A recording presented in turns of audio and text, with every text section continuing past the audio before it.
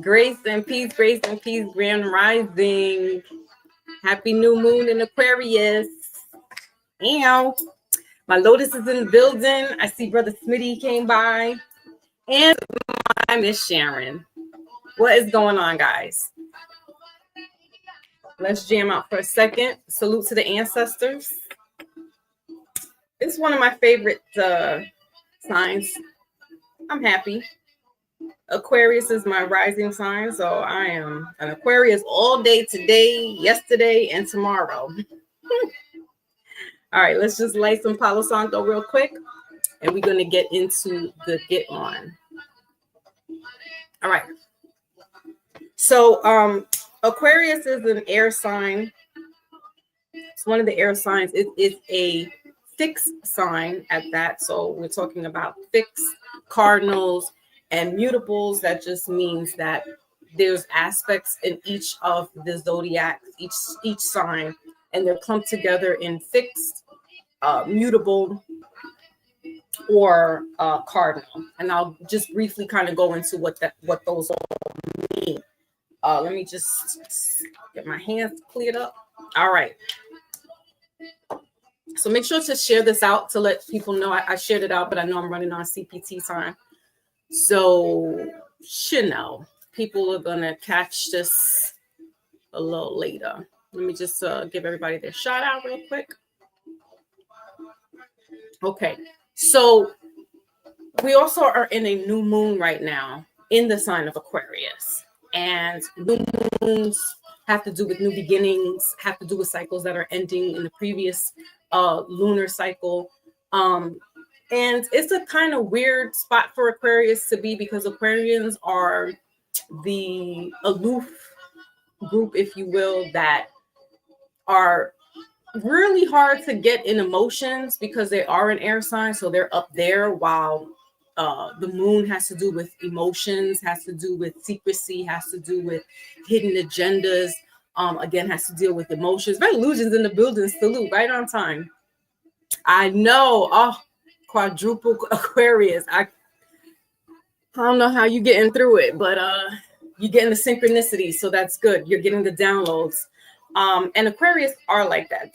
For as much as people don't really talk about Aquarians being in tune, they really are. I would kind of put them in the category of a Pisces, a Cancer, like the water signs, very intuitive. Because they are air and they're up there, it's like they can see things kind of on the foresight before it happens, right? And so with this new moon that's here, let me just turn that down a little bit. It's a weird spot for Aquarius's sun, moon, and rising, because, like I said, it's kind of hard to read them. It's kind of hard to get this emotion out. But I'm going to tell you that if it didn't break you, it's here to do that in a good way. Because Aquariuses are up there. They need to be brought down and be grounded at this time. There's some things that need to be seen. You know, like I said, with moon cycles, that's about secrecy and hidden knowledge, if you will. And Aquarius is about that. Like they could either thrive in this moment or they can be kind of consumed by the waves. So it's like a hit or miss right now for the Aquarian folk. We also have 6 planets that are in alignment as well right now. So I think collectively everybody's going through some shifts. They're going through some different turns, if you will. We see it playing out with how the U.S. government is, things are coming to the forefront.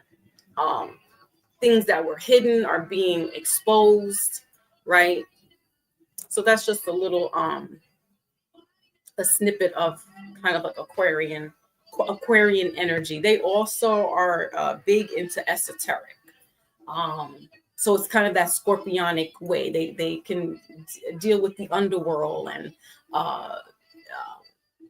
death, if you will. So they can dive deep, like a scorpion. But they're fixed.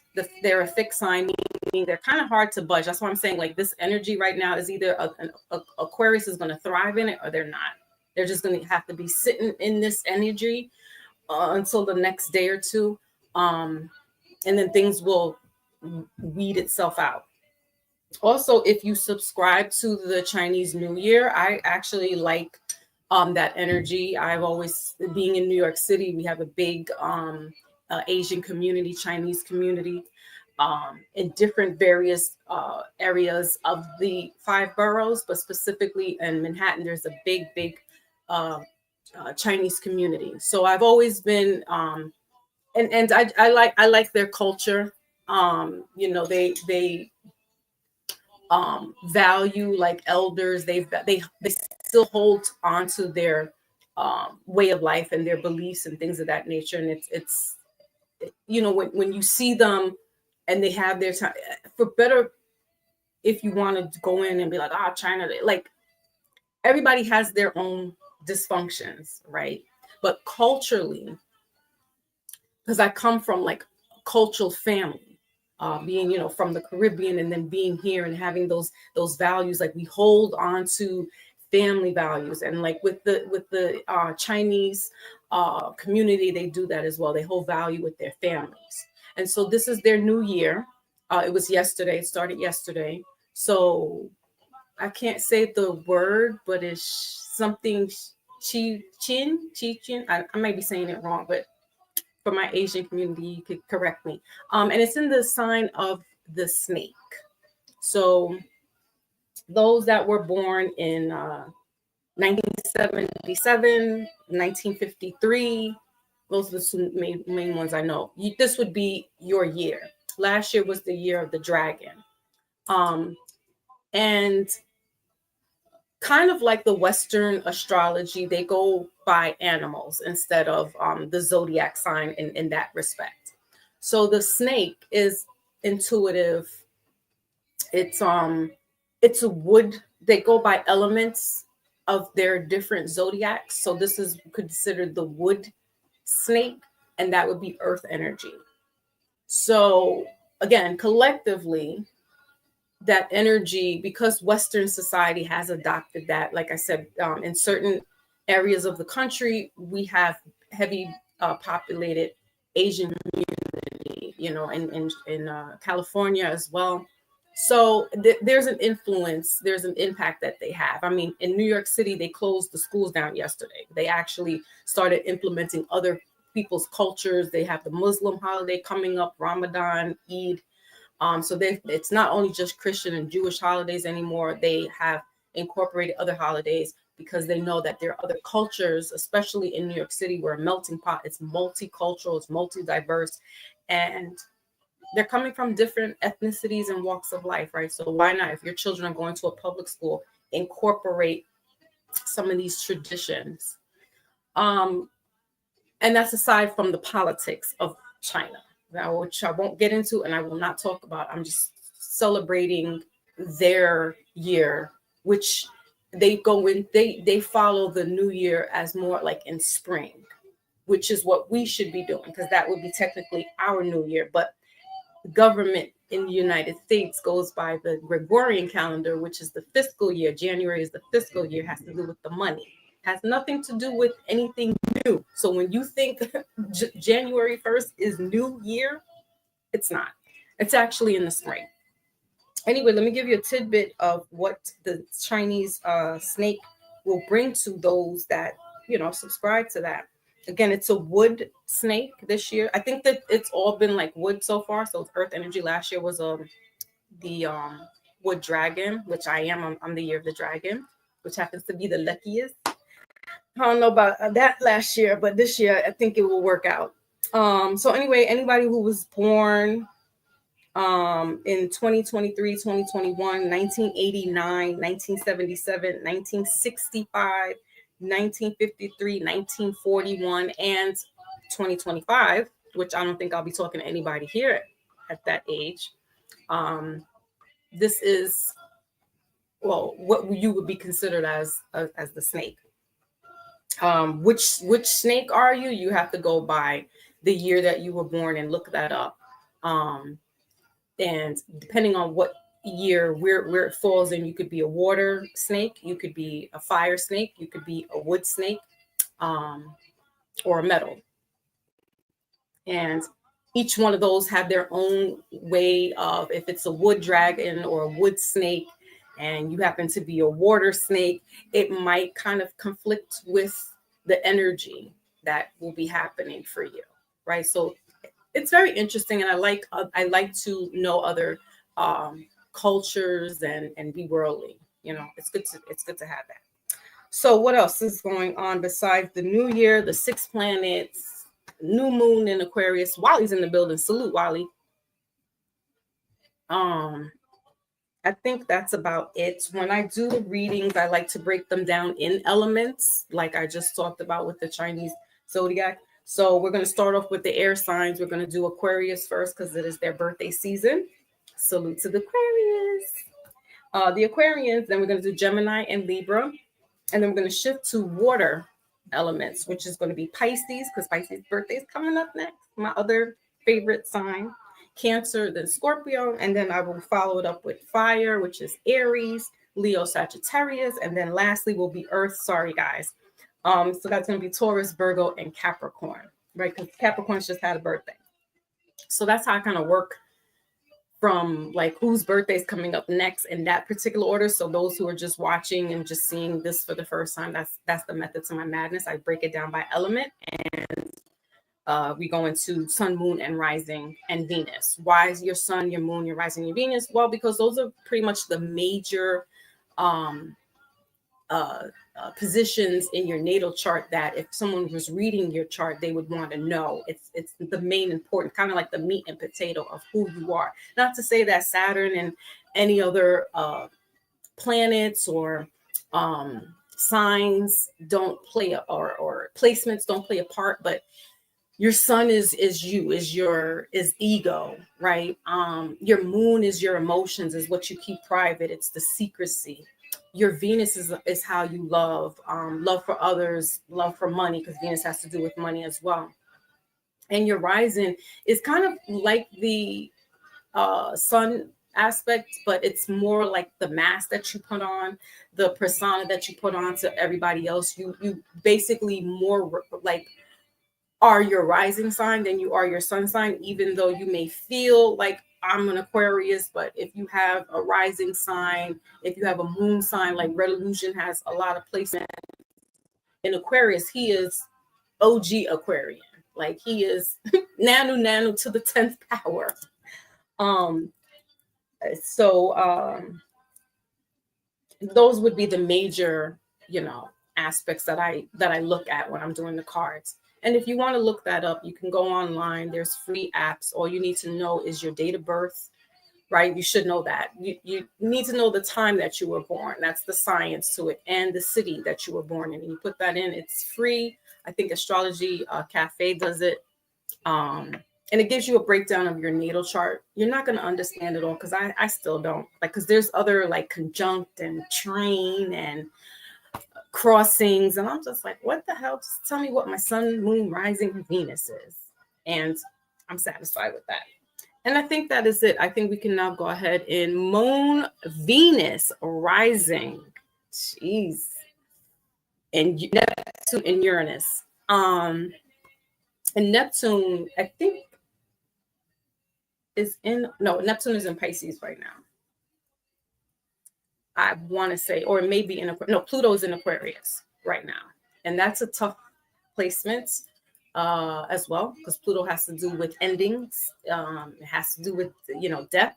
It has to do with that underworld type energy. It has to do with spirituality. So does Neptune. Neptune is kind of similar like Pluto. They are into that placement is very intuitive because it's ruled by Pisces.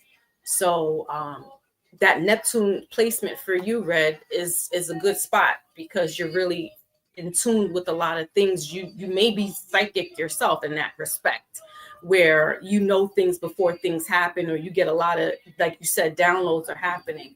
So that's where your Neptune is sinking in, is that synchronicity, because it's ruled by Neptune. Pisces is ruled in that area. And Aquarius, like I just mentioned, they are very intuitive. They're very smart, very analytical. They're thinkers, like the Libra, like the Gemini. They're in their head a lot. And so again, that's why I said the moon placement may be a weird spot for some Aquariuses. I'm speaking for myself right now. In my Aquarius rising, I definitely was having out of body, like not in my body, but out of my head the past day and a half. So a lot of thinking, a lot of overthinking, a lot of sadness, a lot of reflection. And I'm not feeling like joy, and that's emotions. That's moon. Anytime you have a moon cycle, whether it be full or new, they both have that same kind of energy. That the full moon is letting go, right, and it's that ending, and the new moon is the beginning, but it also has to be an ending for something. So a lot of stuff. And disclaimer, I'm no astronomer, astrologer. I don't play one on TV. I know just a little something to get me by. So don't, if I'm misquoting certain things out of, forgive me. All right, let's get into Aquarius now. My brother Maybach is in the building. Salute, brother Maybach. We got to get another bill going. I was watching our last live, and yeah, we got to do another bill. I was feeling that, but I just don't want to come on and talk about anything. And my husband forewarned me today not to talk about the helicopter thing that's going on. He said, "Please don't, Foxy. Don't get into that bag right now, because you know where you're at." I'm just saying, the runway was runway 33, guys. That's all I'm going to say. I'm going to leave it right there. The plane was supposed to land on runway number 33 over Washington, D.C.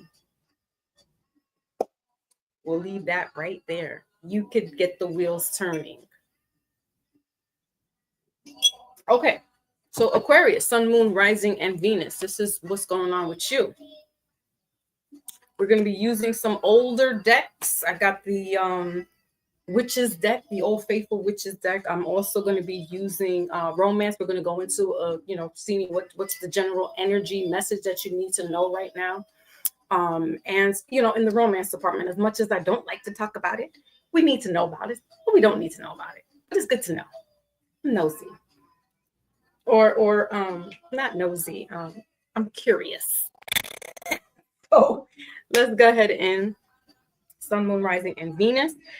I will do the clarification. For some reason, I'm feeling inclined to do, clarification. So, sit back, get some tea, get some coffee, get some juice, get some water, get some snacks, because we're going to be here for a while. Okay? As you know, I'm long-winded. All right. So we're going to go ahead and now Aquarius, Sun, Moon, Rising. My Lotus is here. She says I'm in the background. Okay. Got you. All right. So I don't want to miss anybody. All right, so Aquarius, let's see what's going on for you guys this birthday season. I will honor you 2 cards. I do that with whoever's birthday is up. Solar return. And just, again, these guys, these are general messages. So you take what you need out of it and keep it pushing. That's also why I do the, excuse me, throat chakra. That's also why I do the Sun, Moon, Rising, and Venus, because this sun message might not resonate with you, but reading other signs, and your other signs, excuse me, your other signs are in Moon, Pisces, or, Cancer, Sun. Though it makes more sense. It puts all the pieces together. So just don't go off of your sun sign. If you know what your other placements are, what your moon is, what your rising and your Venus is, it's good to get the whole gist of it. But I'm technically reading right now for just Sun, Moon, Rising, and Venus. Okay. So what does Aquarius need to know now during this season? Their season. What is it that they need to know? And they're timeless messages. So you can come back, next month and just, there's no time limit. Although people want to know, is it happening right now? Will it happen right now? Is it going to happen right now? Spirit don't move on our time.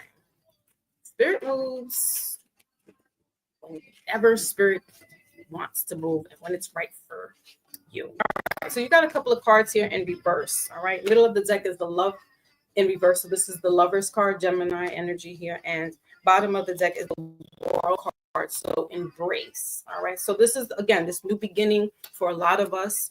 Aquarius, your card is well-deserved reward in reverse, number 9. All right, so endings, right? And anytime we hear the number 9, it's about endings. Anytime we hear the number 1 or 10, it's beginning. So you got 1 and 9 here. And it's also in reverse. You got clarity of belief.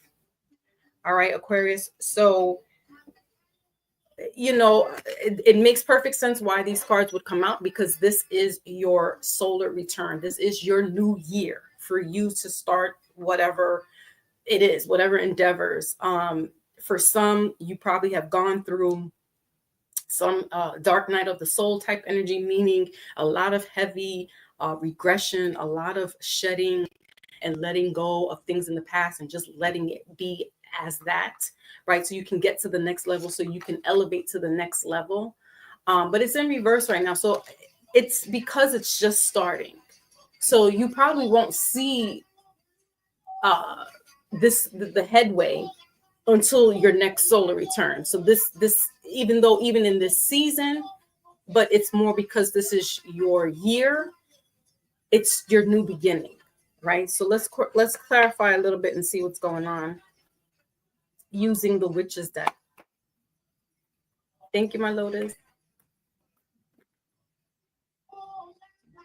It's Maybach, yeah, we'll talk about that. I'm just like, my husband was like, do not go on live and talk about that. Because I was all, you know what 33 is, right? He was like, you better shut your mouth. All right, so you got the Wheel of Fortune and the Empress here, confirming, clarifying why you have these reversals. You got the High Priestess, middle of the deck, so Piscean energy. All right, and the Two of Wands, bottom of the deck. So again, things are going to be taking shape for you. This is your year. This could be bringing finances as well, better opportunity in regards to work, right? New foundations. You could be literally either building a brick and mortar place of business from scratch, or this could be in regards to a home. But you're setting a foundation this year, your cycle, to propel you and get you started and set you up for this year. All right. This could also have to do with a maternal figure, so mother, grandmother, aunt, maybe an elder sister that you're close with that has either transitioned, or if you're in the single arena, somebody's will be coming to you. All right. Read it as reversals, because it could be male or female, even though the card is a feminine energy, right? And the Wheel of Fortune here, that's Sagittarian energy. So that's fire energy with the Empress. That's more of earth energy. So there's a lot of moving pieces, if you will, Aquarius, for you guys for this season right now, but really for your whole solar year, right? For your whole birthday.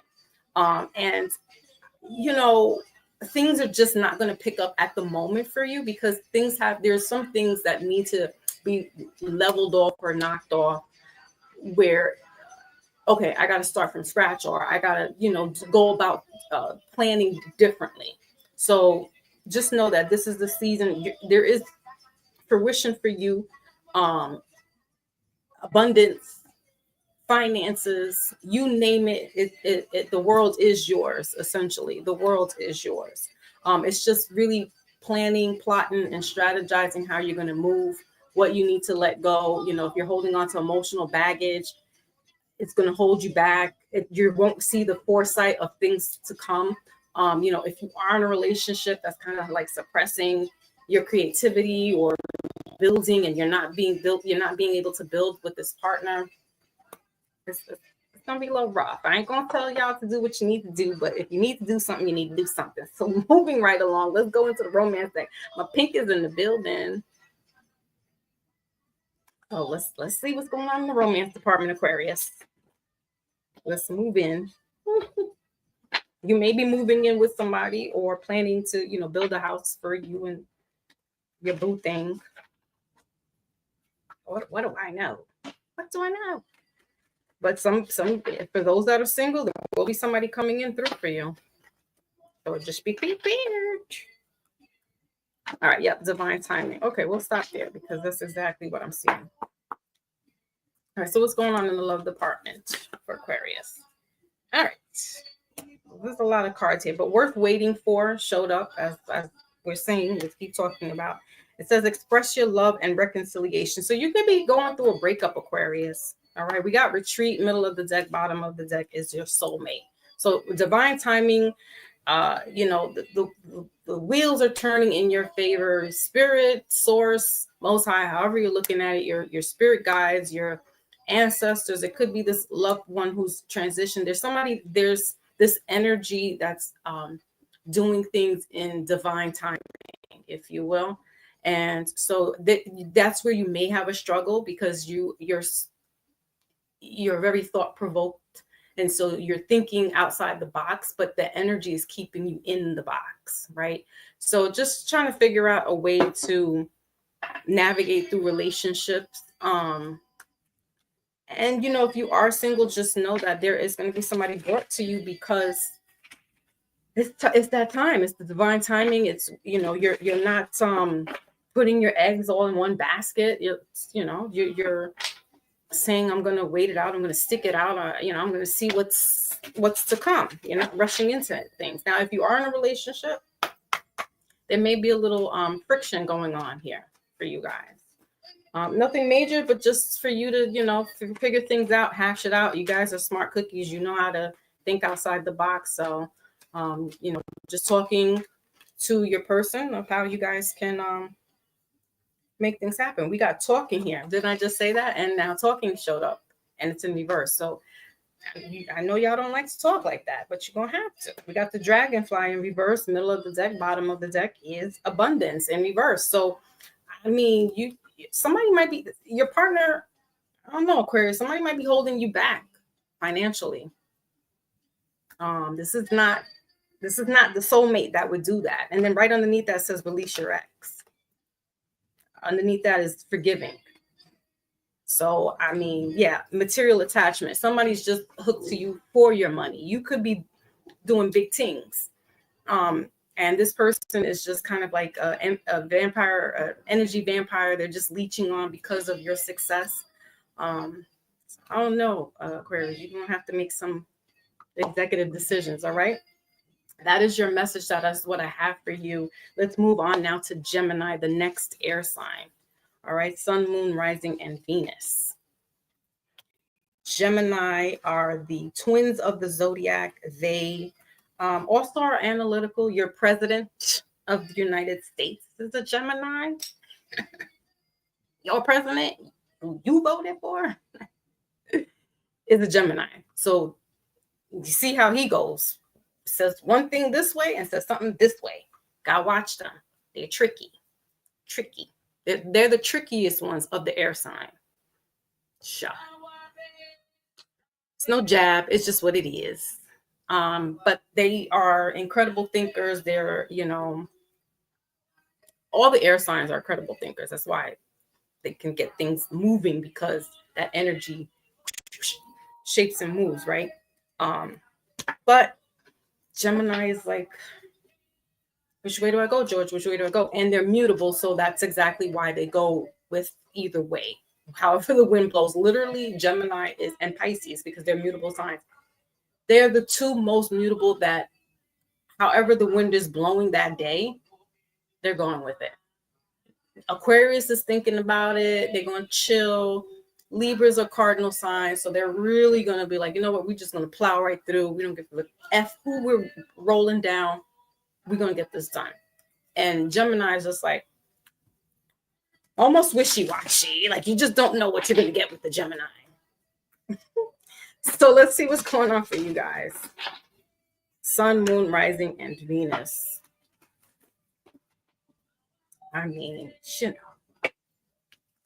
We see it. All right. So, Gemini, you got release here. Okay, this is the Temperance card, number 13, breaking down to 4. And the Temperance has to do with healing. All right, Gemini. So there's some things that you may have to do, like here we got healing begins. All right, so some more healing, bottom of the deck. You may, and disclaimer, I'm no medical professional, but there may be some heart issues, could be gastric issues, could be excuse me, indigestion, or what is the thing that I'm thinking? Acid reflux. All right, so burning. So you want to go, get this checked out during this time, Gemini. You may need to do some like tonics, releasing toxins is what I'm hearing. And or maybe going holistically. Maybe the traditional doctor, that particular medical way is not for you. You want to go more a holistic route. So just doing your research, doing your homework. But again, I'm just a messenger, no medical, nothing. So don't come at me with the foxy. I'm just seeing certain things, okay? And you don't want to play around with the heart. You could be feeling heart palpitations. I feel like it's more like gastric than anything, and gastric can make you feel like you're having a heart attack, or for it could, if this is a woman, she may be going through another change of life, which is menopause, so getting hot flashes. There are holistic things that you can take that can bring the hot flashes down, bring the palpitations. But I like, honestly speaking, you want to go through the medical route, right? Just to get a baseline of what's really going on, and then you can go divert into the medical, the holistic. But that's my suggestion. All right, what else? Why is this release here? But yeah, this could be a woman going through like the hot flashes. All right, so what do we have here? Ace of Cups and the Nine of Swords. So middle of the deck here is the Four of Swords. So having a lot of pain and discomfort. All right, the Nine of Wands, bottom of the deck here. I feel like this is, maybe just one, or it's a very small, very, very, very small number as far as women, Gemini women specifically, that are maybe going through this cycle of life where there's this, the hot flashes, and or there could be some incontinence here going on. There's a lot of discomfort, and it could be when you're like going to sleep or laying down. Again, please get yourself, do an examination. Maybe you guys need to do your physical, because you're not really staying on top of your health right now. And now is not the time, because the way things are looking, you just don't know. You don't want to play around with your health. And if you don't want to go the route of the traditional, you can go the route of holistic. Just do your research, because even though it's holistic, and yes, it's healthier, if you don't know the moderation, it will start affecting certain organs in your body. All right. So again, maybe looking at tonics and teas and things of that nature that can help with heartburn or hot flashes. All right, let's go into your love department, Gemini.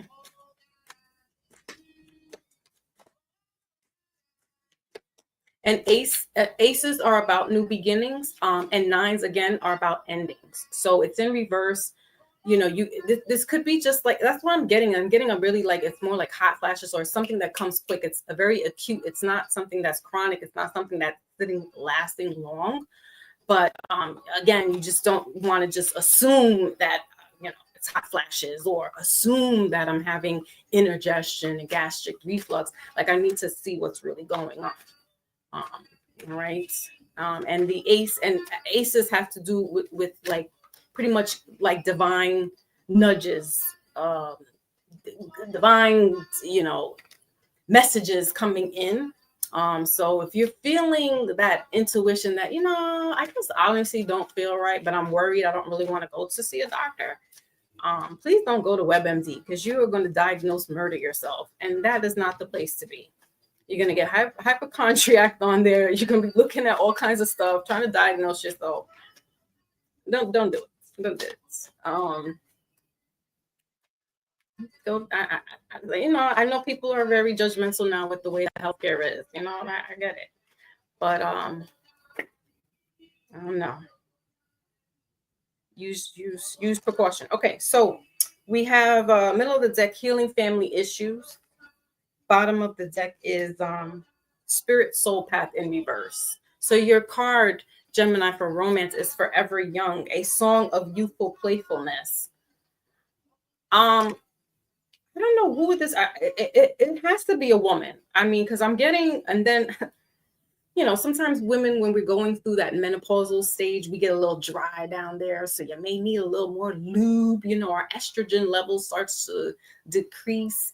So you might need to see an OB or GYN person too, or just buy some lube. But there's holistic stuff that can help. What is that? Not chlorophyll. For women, there's a probiotic that you can take. Again, disclaimer, I'm not a medical professional, but it helps. There's certain things that you can take holistically that will help the juices get flowing.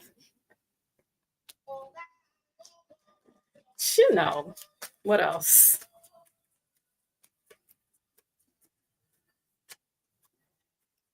And in all honesty, if there is that friction, it makes it painful to have intercourse. Honestly, she's uncomfortable. He, the mate is trying to make her comfortable. You might need to put on the the old Keith Sweat songs. You might need to make it last forever. Not just let's get it in quickly, because her body's changing, and she's not as juicy as she used to be. Also, eating pineapples helps, ladies. Okay, pineapples, watermelons, fruits. You want to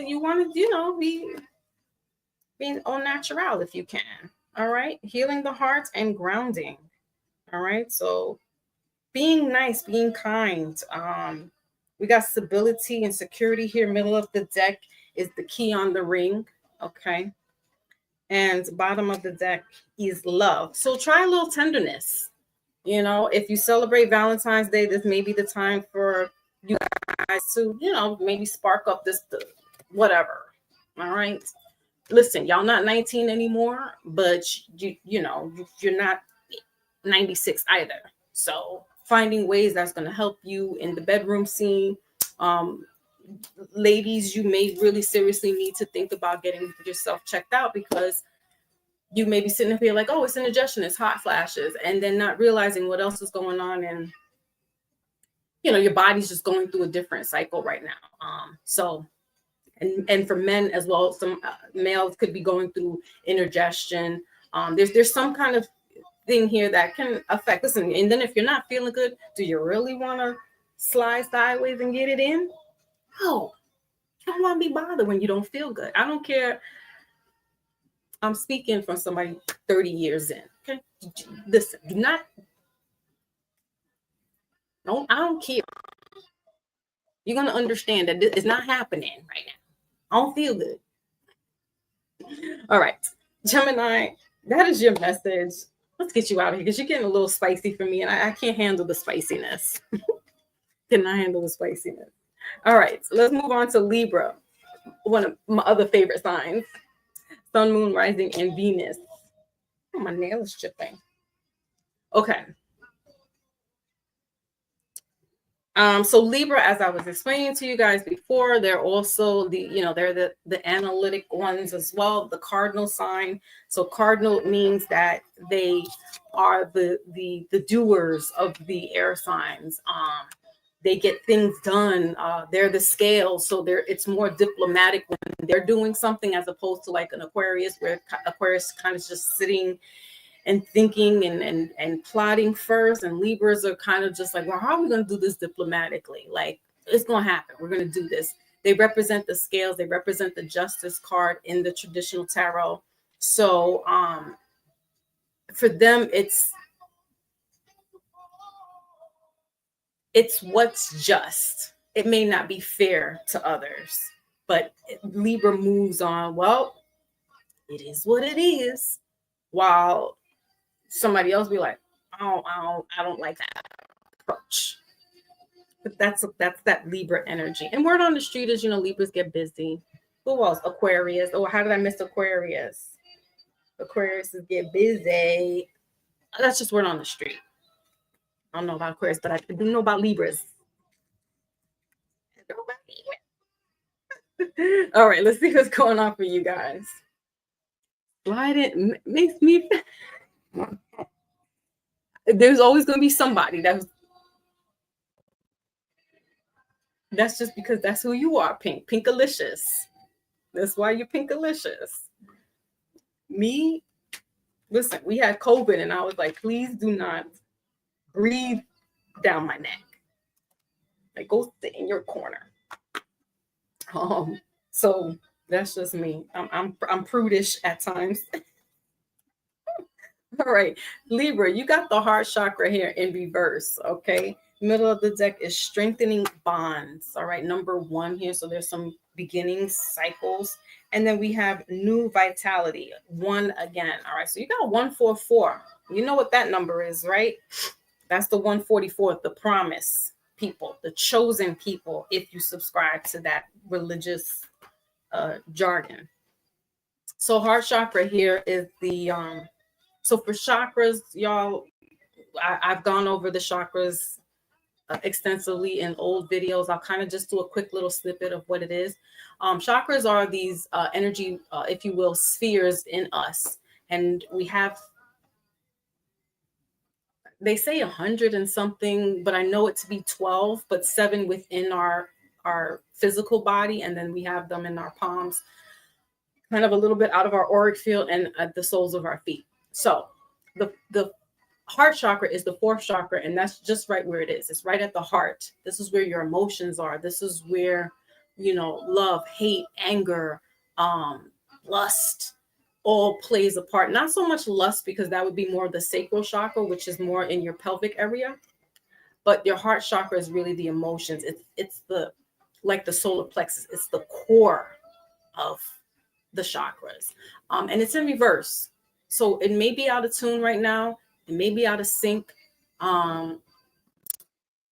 Just as I said a few seconds ago about Libras, it's diplomatic, and you may need to be not so much in your head about choosing things, but being in your heart as well.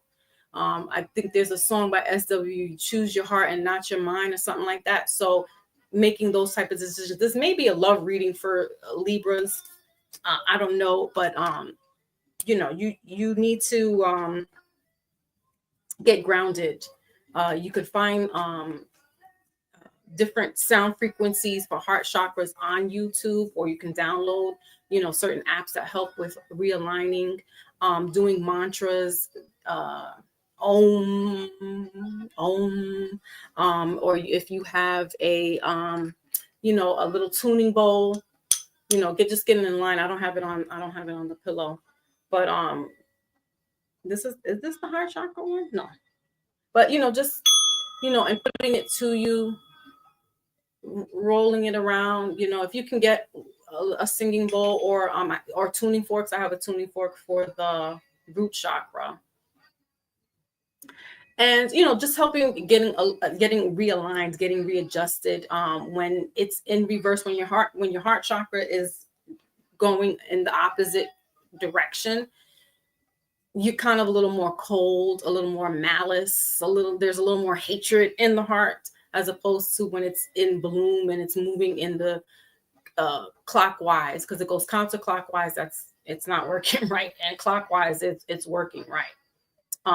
And you guys, Libra, you need to figure out some things to get back in sync and in balance. Okay, so let's see why is this here. You got number 4 here, so that's kind of like a stubborn number 4. It's a very box square, it's a good thing, but it's a very stubborn energy as well. So you may be feeling like, ooh, I'm not dealing with this. Like you're just not dealing with certain things, and you don't want to deal with matters of the heart. Maybe you're closed off from relationships, or you don't want to be bothered with that. Okay, we got Six of Cup here, so it's saying yes, you could have been scorned by an old thing. All right, the Star card here in the reverse bottom of the deck. So yeah, you got to do some healing, Aquarius. We got the Knight of Pentacles and the Three of Pentacles here. Yeah, fixed energy, a lot of Earth energies. Libras, y'all gotta. I don't know if you're overworking yourself, that you're just not choosing yourself at the moment. You know, you're doing it because you have to, and we do. But you know, anytime we see pentacles, it has to do with money, but it also has to do with grounding. It's earth energy. So you guys just could be so just like caught up in your head that you're like you're neglecting your heart space. You're neglecting the feel goods. You're denying yourself this love, if you will, if you are involved with, you know, somebody, or you want to be involved, like you're kind of just too up here. All right. So let's go into your love department. Let's see what the heck is going on, Libra. All right. So you could be dealing with an earth sign, Cancer. I mean, not Cancer. You could be dealing with a Cancer. But Earth is Taurus, Capricorn, or Virgo. All right. So you could be dealing with a Virgo. But somebody's closed off to you and they're stubborn, and you want to have all those feel goods, but this person's kind of like closed off. But I'm really getting this is you, Libra. You could be dealing, or you have like Earth moon sign or Earth Venus. That's heavy placement there. Okay. What else?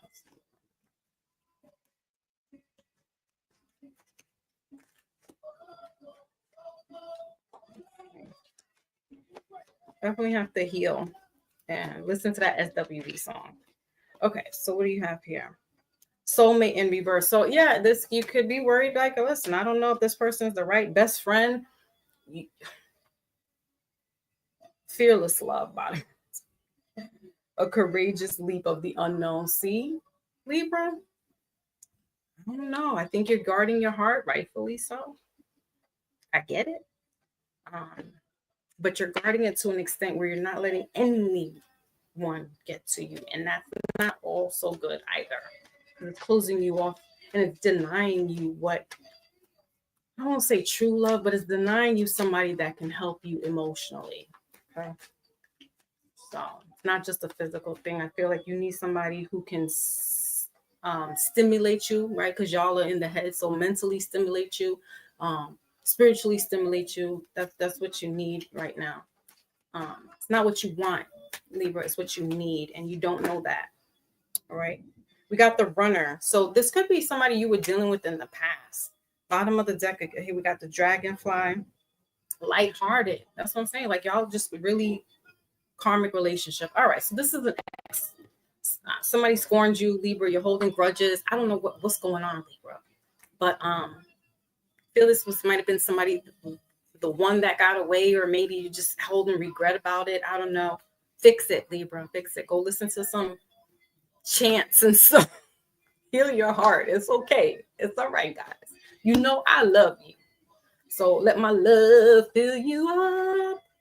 All right, so that is it for the air signs. Let's get you your wisdom message and move on to the water signs. Boop. Let's move on. Look at these guys. My endless love.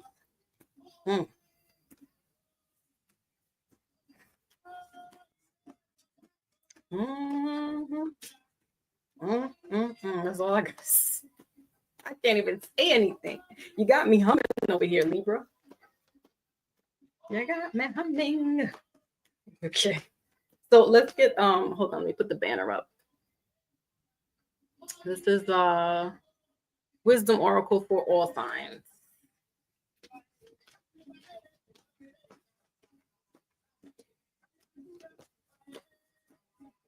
Oops. Okay, what do we got here?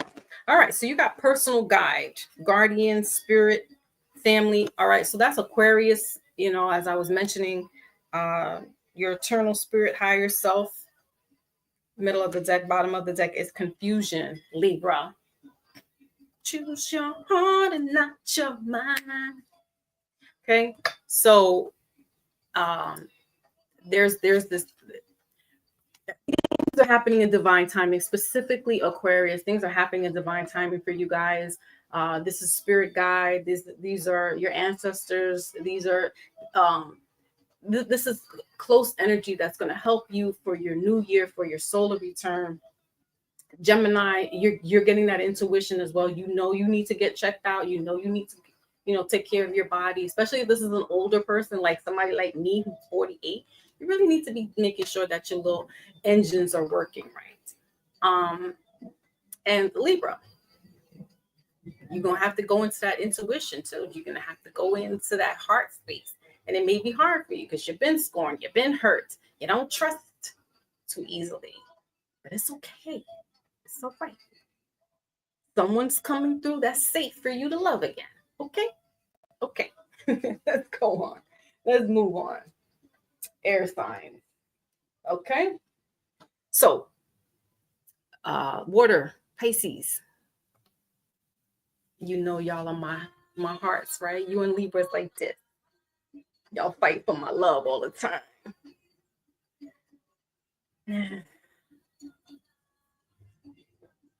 Pisces, what you do to me? What you do to me? All right, Pisces.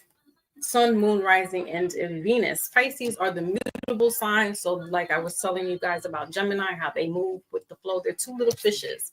So you got the little fish that's under the water that doesn't see anything, and you got the one that's floating over that's just all up in the air, kind of like a Gemini. They would be equivalent to that Gemini energy where you kind of know what you're gonna get with the Pisces, but then you just don't. They're this little mysterious, ruled by Pluto or Neptune. They're tender-hearted. They love, big. Again, like I've always stated, if you want that real, like romantic, holding hands, walking in the beach in the sunset, Pisces will bring out the blanket. They'll roll it all out, and they're so shy about it though. But they love love. They love love more than they know that they should, if that makes sense. They get caught up in the action, right? And it's like, Pisces, you gotta bring it down a notch. You gotta bring it down a notch. So let's see what's going on for you guys. My little fish folk. Okay. So, middle of the deck, we got joy and what is this? Stability, number 4. Bottom of the deck is just breathe. Then I just tell y'all got to bring it down a notch.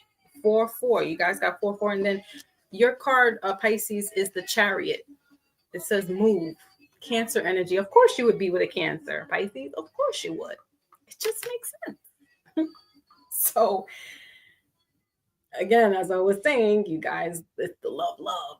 I move fast, but you need to bring it down a notch. So Aquarius season is going to have you thinking a little bit more. You guys need to be thinking more than like Libra would be. Libra needs to be using the heart. Pisces, you need to be using your mind. Okay, not going a little overboard because you're caught up in the feel goods. This could be bringing a union. Okay, Pisces. Matrimonial, soulmate. Again, of course you would be with the Cancer. This makes sense, right? It just makes sense. Because Cancers and Pisces are like simpatico. They get each other. The Cancers are not the babies, the crybabies that everybody makes them out to be. Cancers are the muscles. They're the shoulder for you to cry on. So Pisces would cry to Cancer. Let's see what's going on in the love department, Pisces, because we don't even. Oh, let's clarify first. Hold on. Let's clarify. And 7 is a spiritual, highly spiritual number. So this is, a union, soulmate type energy. Okay, we got 7 again. 7 pentacles showing up here for this Chariot. So you could be dealing with the Earth sign, Taurus, Capricorn, or Virgo. Middle of the deck is the 6 of Wands. So this is victory. This is a good thing. Then we got the King of Pentacles, bottom of the deck. So more Earth energy. You got to get grounded, Pisces. I'm not gonna bash y'all. I'm not gonna bash y'all. You understand? You need to get grounded, right? Let's go in the love department because you're sitting up there, you're thinking, your intuition is on 7, and you need to just calm down a little bit. Okay, perfect match. Your card says here, you complete each other in the most harmonious ways. Of course you would. Holiday, you guys are in La La Land, and then let go of the past. Bottom of the deck, clear an energy to allow more love in your life.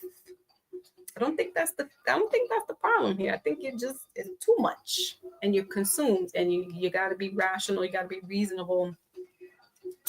If you are in a relationship, it's just bringing it down a notch. Or if you're a single Pisces, just know that, again, there's a lot of love match mate stuff going on here in Aquarius season. The past 2-3 signs now have been getting hits with somebody coming in. Well, let me know, guys. Let me go. Let me go. Let me know what else is going on. See, and this is Pisces. This lady, this woman here, this is very much how Pisces is. I'll never let you go. And here's Cancer. I'm not going anywhere. Mask. Hiding true feelings, of course. Gaslight, delusion. Pisces. And then sunglasses, bottom of the deck. Perception. You're seeing things through the rose-colored lenses, and it's not always roses, Pisces. And it may hurt you. Like you and Libra, you could be dealing with the Libra. But it's like you guys have to switch energies. Like you guys are just like letting it all, like there's no guard. It's like, just love it. Come, and you have to guard. See, she's also guarding his heart, Pisces. So you guys need to be guarded. Okay. That's what I got for you right now, Pisces. Let's move on to Cancer. Cancers. Sun, Moon, Rising, and Venus. My pink sugar. And sun signs. Cancers are the cardinals of the water signs. So they are, like I said, the muscles. If you need the shoulder to cry on, you got it. We're here. We'll listen. We're ruled by the moon. So we're affected. We're emotional in a sense where we're going to get everybody's energy. We're going to get pissed off. We're going to be happy. We're going to be sad. We're going to be moody, funny, you name it. You just don't know what's going to happen. So tread lightly with Cancers, because they're not like their other fish friend Pisces that they kind of like black out. Okay? So tread lightly with Cancers. They're your best friend. You want a Cancer as your best friend, because you can call them and they're there. Who? What hurt you? Who hurt you? Why? Where do I gotta go? Tell me. That was me yesterday with my cousin. He's like, because he's telling me about my aunt, his mom. Side note, and then she's 92 and slowly going. He's just like, I don't know, and we're both Cancer, so we're both like, whatever's go time. I'm like, what, when, why? You need me to call? I'm gonna call. I'm gonna do this. So that's Cancer energy. Definitely moves. We got y'all backs, but not too many people have Cancer's backs, because Cancers are the strong ones. And it's like, I need to cry on somebody's shoulder. I don't want to cry on my own shoulder. Shit. All right, so let's see what's going on for you guys for Aquarius energy. All right, so we got here love abounds. All right, so that's number 1 here. So beginnings, right? Middle of the deck is nurture. Empress, Taurus energy. All right, and bottom of the deck is seek. More earth energy. All right, Cancer. So who's hurting people's hearts today? I don't know what's going on. Libra, you could be dealing with a Libra. All right, of course with Pisces, but it's this, you guys are going to have to get your heart chakras in tuned as well. Going in with retreating. Maybe you need to go on a retreat. Maybe because you are being overwhelmed, you are the strong friend, so everybody's running to you and you're being like bombarded with all this stuff. that you may need to have your own little break time.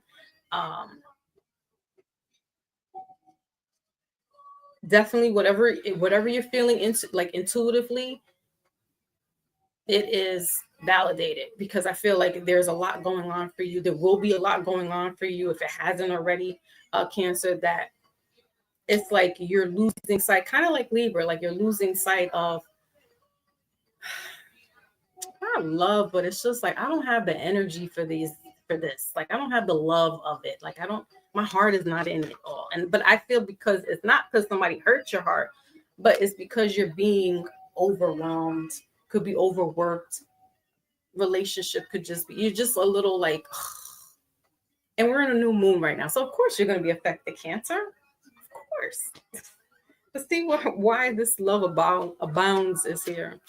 Number one. Crush it with a Pisces. Hangman. All right. So this is spiritual energy here. Six of Wands. Feel these feelings and know that it is validated. You have every right to feel like you're being dumped on. You have every right to guard your heart. You have every right to just chill and be by yourself. All right. But I feel like you definitely need to use your heart and not your mind. So you and Libra's got a lot of synchronicities going on here, a lot of similarities where, because the Hangman has to do with, it's a religious, kind of religious card, but it's a very spiritual card. It's like you got it, like you're not trusting your intuitions, like you're just on go time, you're on autopilot, and you kind of neglecting yourself or the heart space, or just getting annoyed with everybody and just like I need to go retreat by myself, and that's fine. And maybe you need to recharge, but trust your intuition, trust your instincts. You may need to do some meditation, find other coping mechanisms, Cancer, because you are the person that everybody's giving that energy to, and by default, Cancers are empaths, so they absorb all that energy. So you are the plug.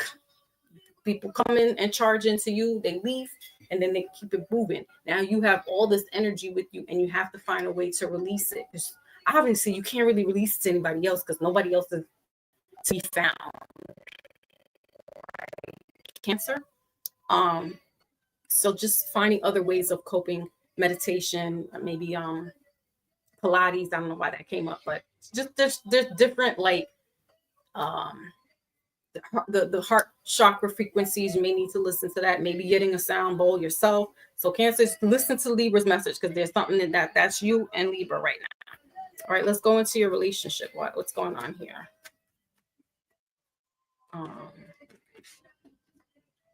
And you know this, right? And you know this, but I feel because Cancers really operate in a heart space, that the intuition sometimes gets blindsided, and you're like, damn, but I know this. Like I know better. Like I feel like I know this. I should be doing this, but you wear your heart on your sleeve, like Pisces, like Taurus, like Leos, and so no, Cancer. Okay, yeah, benefit of the doubt. See, this is your card, benefit of doubt in reverse. Middle of the deck is divine timing. Bottom of the deck is flirt. Your relationship might just be a little too, not stagnant, but overwhelming. Okay? Because you're probably dealing with a Pisces. And they're like, and you're just like, Speaking from experience, speaking personally. It says give your relationship a chance, okay? And it's in reverse because you're just overwhelmed, Cancer. Like you just don't even want to be bothered with anybody. Like and it's just the moment, because Cancers are moody. We're in this moment right now. The moon is in Aquarius. I'm telling you, I'm not feeling myself right now. I don't like this moon in Aquarius. It can be in Taurus, it can be in Cancer, but Aquarius, I'm not doing so well here. All right, Dragonfly. Lighthearted. Yeah, see? Cancers. Who do you have bottom of the deck? Karmic relationship. Your partner could just be getting on your nerves too. So it's just a lot going on for you, but it's all emotions, Cancer. But just keep in mind, this is a very temporary. We're in this moon energy. It's going to move out in the next day or so. So just know that it's very temporary. Okay. All right, Cancer. That's what I have for you guys. Let's push on to the last of the water signs, which is Scorpio. That is fixed energy. Word on the street is Scorpio. Word on the street. They're very spicy. Out of the three, out of the other two water signs, Scorpios are the spicy ones.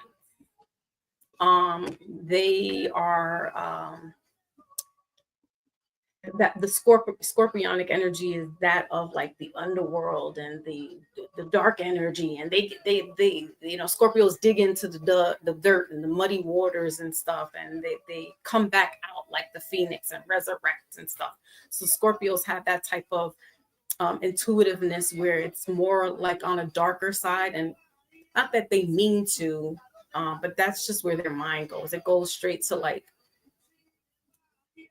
the deepest, darkest. I want to know everything about you. I want to know all your secrets, and you're Barry Whiting somebody, like you're just talking all this spicy.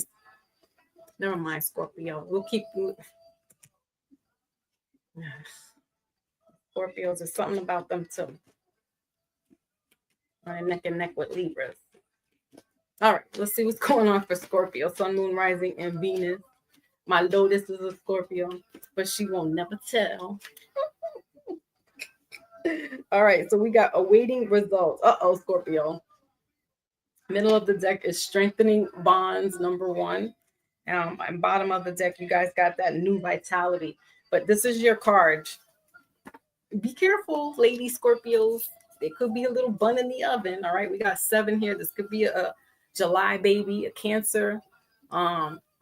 That's not the case. There is, again, new beginnings, right? Because technically not technically, but the calendar says we're in a new year. So this is, Aquarius season, maybe that new cycle for you where things are picking up, growing. I also am getting investments. You may want to look into your ancestry tree. All right. There's something in there that you may need to know or connect with spiritually, or they're trying to tap in with you. And because you guys like in that kind of ancestral world and that, death world in a sense, tapping in with the family tree, maybe could be genealogy, or going to the place of your mother's mother, or just getting connected back that way. Because there may be this disconnect, and I feel like you need kind of like a stimulant as well, like a boost. So you kind of like with your other water friends here that need something to kind of help you. But for you guys, it's not really relationship wise. It's relationship with self, but more so like lineage. All right. Okay. Let's see why is this awaiting results. And or you could just be a female Scorpio that you are awaiting results. You're waiting to see, am I pregnant? This could have happened 7 weeks ago. Could have happened it would be 7 months ago. So you'd be very pregnant. Or if you happen to be confirming now that you are, that's what it is. Yep. 10 of Cups. You showed up. Water energy. Okay, middle of the deck is the Hermit. And bottom of the deck is the 4 of Cups here. So this, Scorpio, I mean, if that's what you're planning on doing, and you're, 10 of Cups is everything. It's the emotions. You are in a good space. Again, I feel like you probably need to go like to the, I don't know, ancestral just keeps coming up. So maybe whatever ancestral land, if you're from the States, it's going to like where your family's land is at. Or if you're not from the States and you're from the islands, or you're from overseas, like I feel like you need to, that's your connection, and it helps you, fulfills you. It's making you who you are. Maybe if you want to do the genealogy, I don't know, the ancestry or whatever that thing is, if that helps you connect. But I feel like family for you right now is very important. Or you may be trying to grow a family, right? So, if you have two children, like you're really family, children oriented right now. Love, everything is emotionally good for you, physically good for you. All right, Scorpio. So some good things. Let's see what's going on in the relationship. It's very ancestral, and I feel like there's something there that you need to know, or it you may not even know. You could be adopted and you don't know where or who you came from, what where your land, where your family's, you know, uh, land. There's a lot of land. Okay, so you could be like Midwest, down south, anywhere that's just like a big acreage. All right, so that may be helping you connect, because you may not even know all about your family, and you may be feeling now like, because that we're in Aquarius energy, Aquarius is going to have you thinking, and so you may be feeling this nudge of, what was my grandmother like, or what was my mother's mother like, or what was my father's mother like, what was the land looking like, what was that where she grew up, or because it's very maternal. All right, and it could be father, mother, or mother's mother. Yeah, then we got marriage here, wedding bells. So marriage, Scorpio, you guys are in a good place. Holiday here, so you need to go take your baby, your boo thing, and go on a little break. And maybe going to family land it's gonna help your marriage. I feel, because you are not feeling complete in some way. And again, you may be adopted, you just don't know. All right, yeah. So the snake here, all right, is confirming out this marriage. Not too worried about the snake, because it says here, yeah, engagement ring. So somebody could be proposing to you either on a holiday or when you go to like see family, like your family may be planning all this like engagement behind your back, and you don't know, when your your fiance takes you and brings you back to like your grandmother's house or something, and it's just so beautiful and so romantic, and then boom, the question gets popped, because they know that you're big with family, and like this means everything, and they want to show your family like, I'm here for you. So I'm not really concerned about this snake and marriage. I feel, because snakes are intuitive. They get a bad rap for being evil and wicked, and that can be the nature, but because they're like, it's slithering and sneaky, like it gets this bad rap. But snakes also represent intuition, all right, and spirituality. So that's what I have for you, Scorpio, in this Aquarian energy. Good for you guys. I like that. I like that stuff. All right, so that is it for the water signs. Let's close out for the water signs. Sorry if I didn't see you guys chat. I'm just flowing. Let me go ahead and see. Next up is going to be fire energy, and we're starting off with Aries. Aries is peculiar, right? Snake's new beginning. See, rebirth. You hit the nail on the head, Pink. You hit it on the head. Rebirth. So it doesn't necessarily mean, Scorpio, you're somebody's pregnant, but this is like the rebirth of you. This is the new beginning for your life during this season. That's very good. Okay.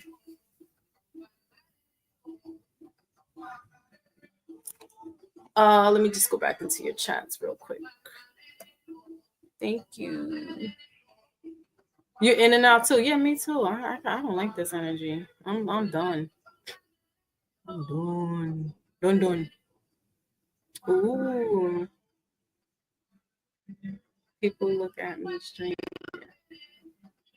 A gold snake. That probably looks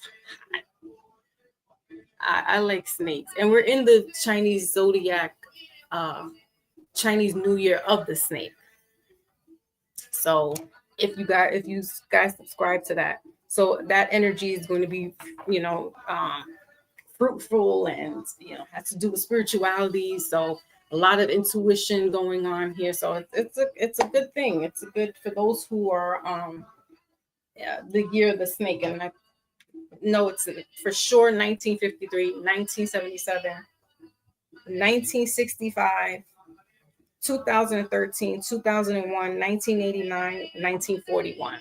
So if those are the years you were born in, you would be considered a snake.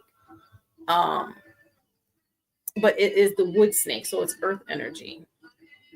The Chinese zodiac breaks into elements: water, fire, wood, earth, and metal.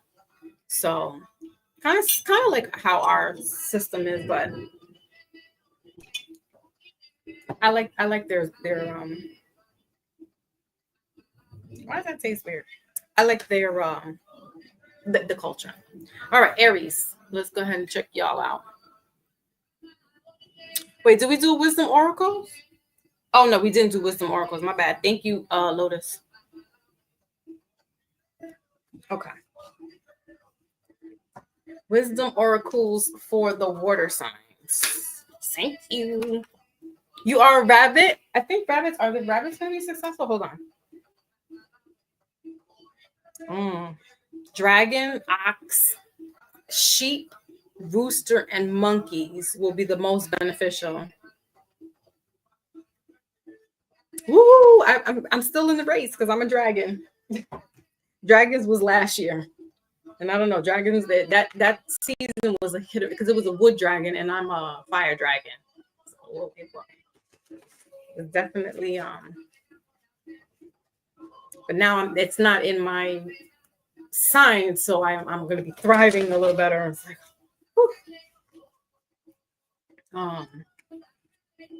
but again, it's wood energy. We'll see. I'll tell y'all next February how I made out. Like, please, y'all, please be kind to me. I cannot take. Cannot. All right. So what's going on for water? What is their wisdom oracle that they need to know?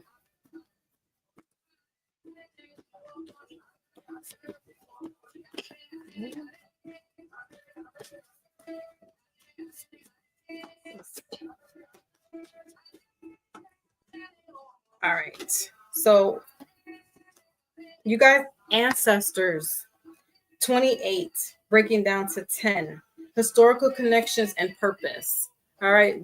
Look, Scorpio, that's not confirmation. I don't know what is. Bottom of the deck is the angel chakras. Cancer, get in line with your chakras. Okay. So when I was explaining what the chakras look like, where's my little pointer?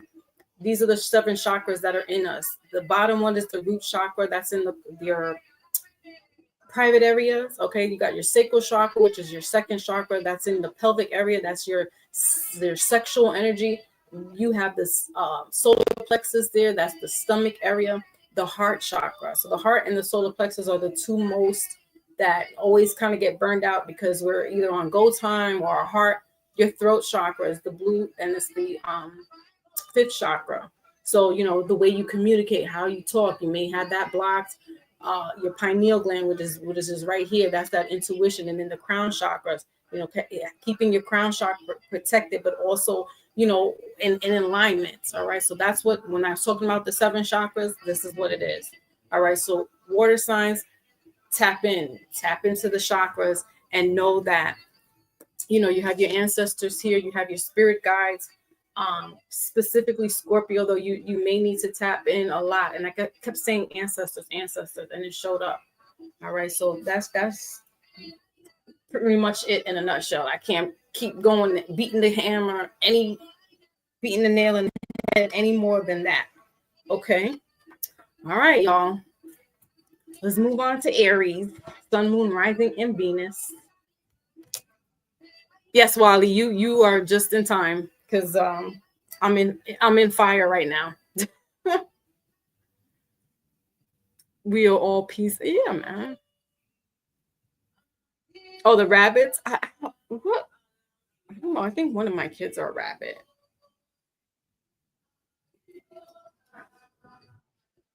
But like it's interesting to know.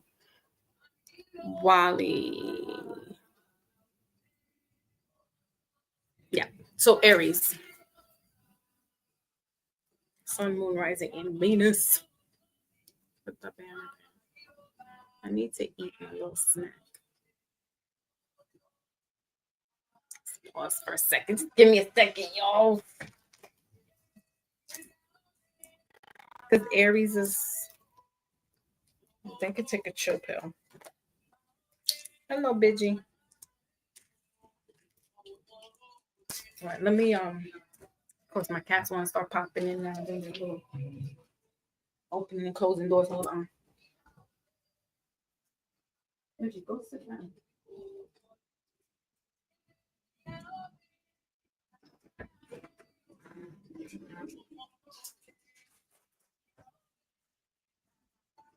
Okay, Aries.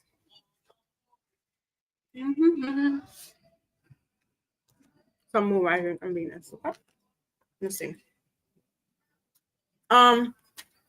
Aries is the cardinal. They're the babies of the zodiac because they're the beginning of the Western zodiac, and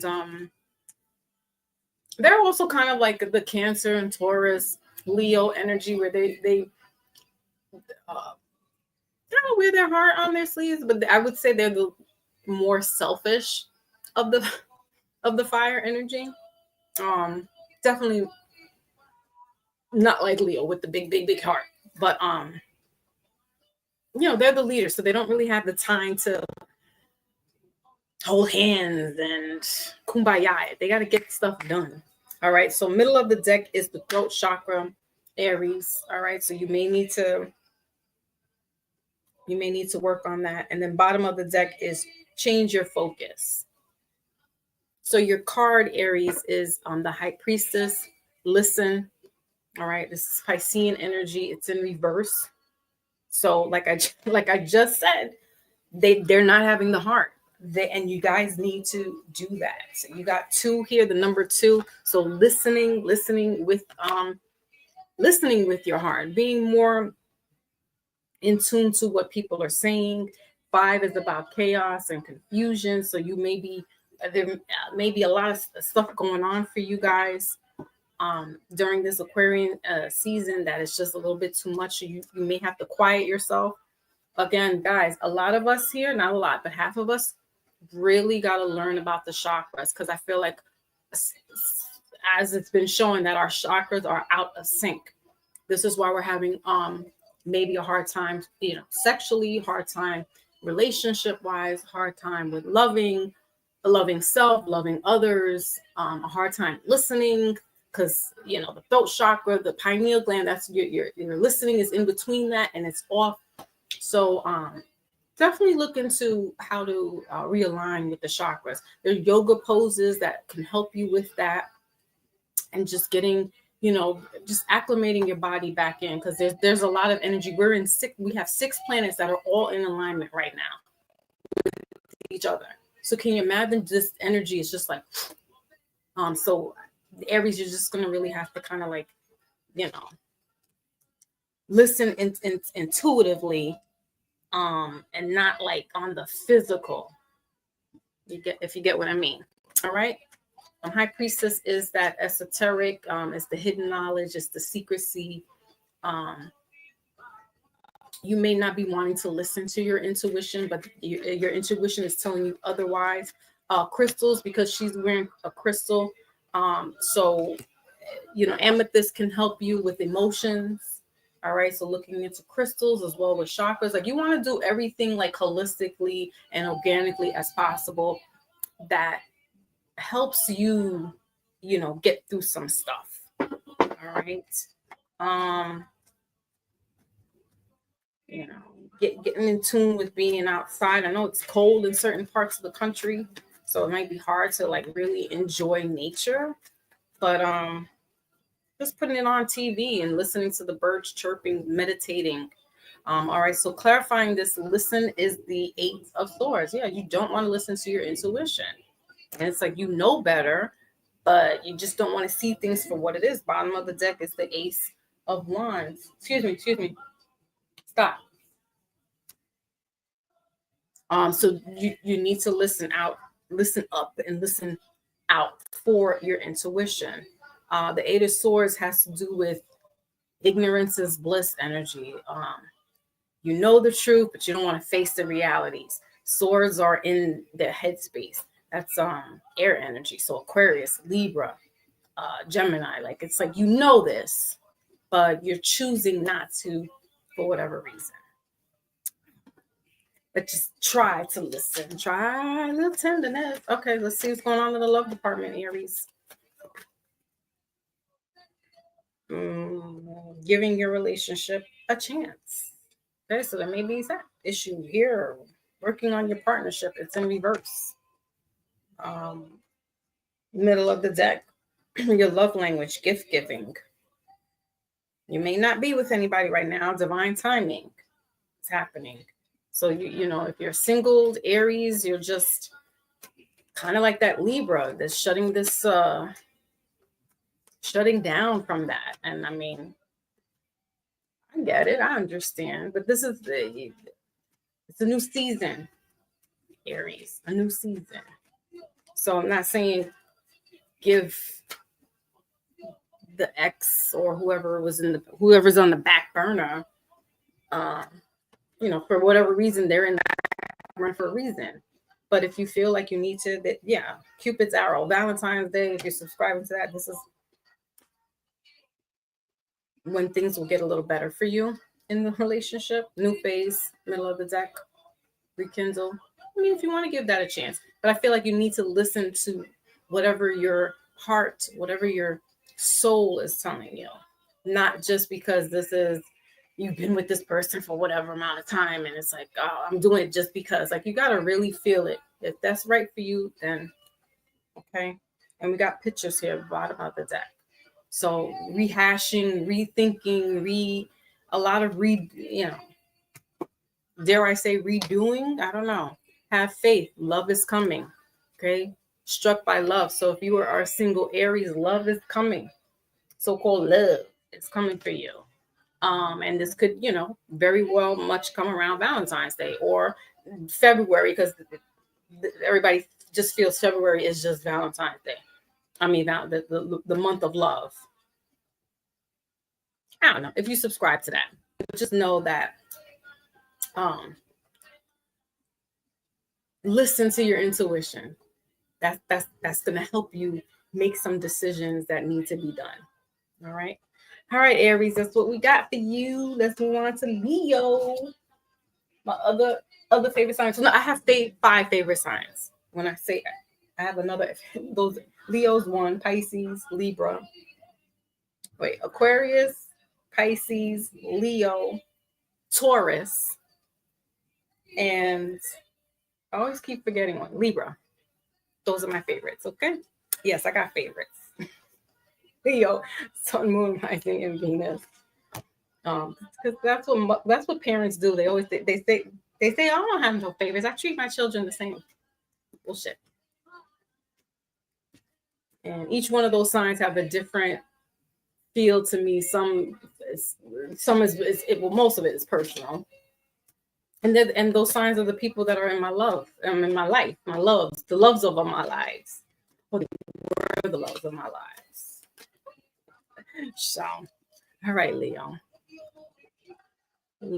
energy. My Venus is in Leo, so I love it there.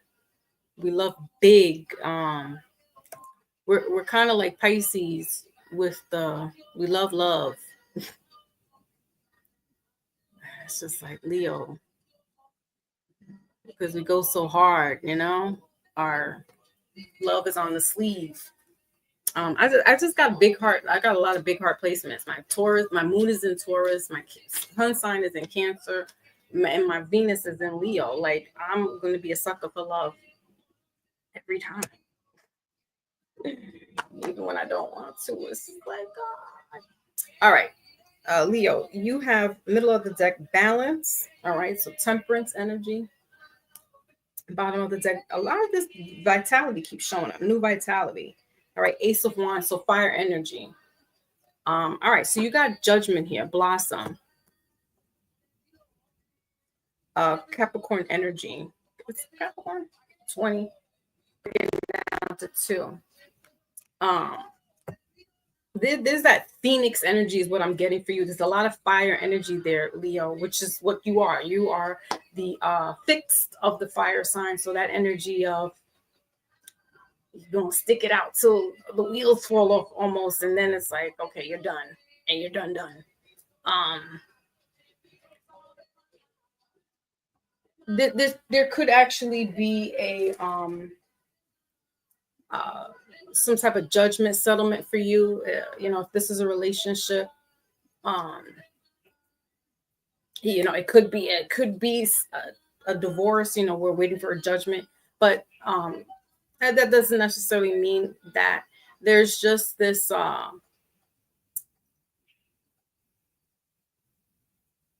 This is like spiritual judgment. So you're going through a lot of us are going through some spiritual stuff right now. I didn't know that Aquarius could bring that energy out in us, but apparently it is. Let's see what's this judgment about. Blossom. So things like I feel like a new year for you is going to be in the spring, which is technically the new year. Um, and Aquarius energy is going to be ushering a lot of pushing in a lot of good things. You planting maybe literal seeds, or you're just planting figuratively what you're going to be doing for this year coming up. You know, harvesting.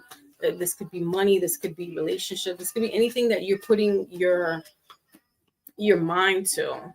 Okay, and then we got double temperance. Right, so that's temperance here. Oh, was that temperance? Oh, that's judgment. My bad. And temperance has to do with this healing, but when it's off, you know, you're either like consuming too much drugs, alcohol, sex. It's not a good thing. But the temperance usually is about healing. So that's what I'm saying. Like for you, your season is like the springtime. Um, so things may be like, oh, what's going on? Why is nothing moving right for me right now? But that's because it's not your time. Um, we got seven of swords here, middle of the deck. So you know, this is people who are sneaky and deviant and backstabbing, and you know, people may be being removed from you like on a higher level, like spiritually speaking. Um, and you're probably just like, well, why is what happened with so and so? Why is so and so not around? And that's because they're being removed from you on purpose so you can get yourself better. You may need to be yeah, healing. Here's Cancer right here. Okay, Queen of Cups, bottom of the deck. So um possibly doing cleansing. Again, disclaimer, I'm not a health medical professional, but Leo, you may need to be doing some cleansings, holistic um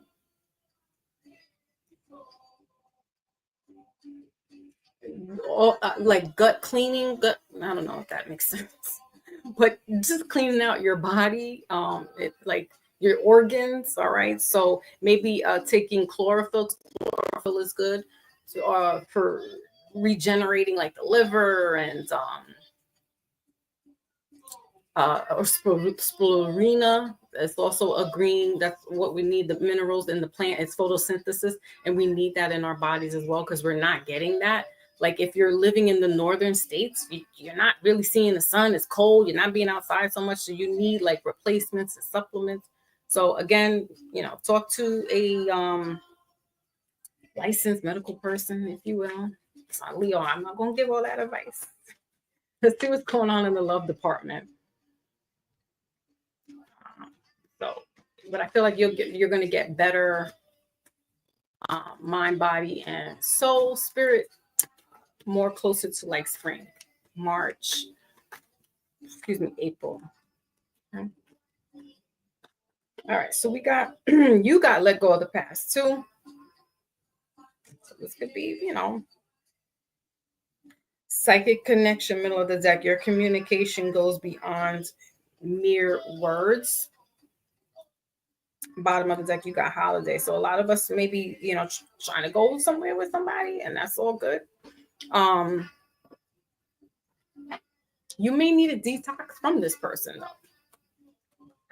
You know, there's some issues here that you know are going unresolved. They need to be resolved. That's what I'm saying earlier. I had mentioned about with judgment. This could be going through a divorce, right? We're just letting that part of that past end. You know, we're waiting for the papers, you know, so some for some people to blossom. That's what I'm saying. Like sometimes it's tricky with relationships, right? Because this person could be here to hinder you or have you blossom. And it's all depending on what, I don't want to say karmic, but it is karmic, depending on what you need to learn in life and why this person is there. So, you know, they're either bringing you down or they're raising you up. And it's all how you're going to shine, Leo.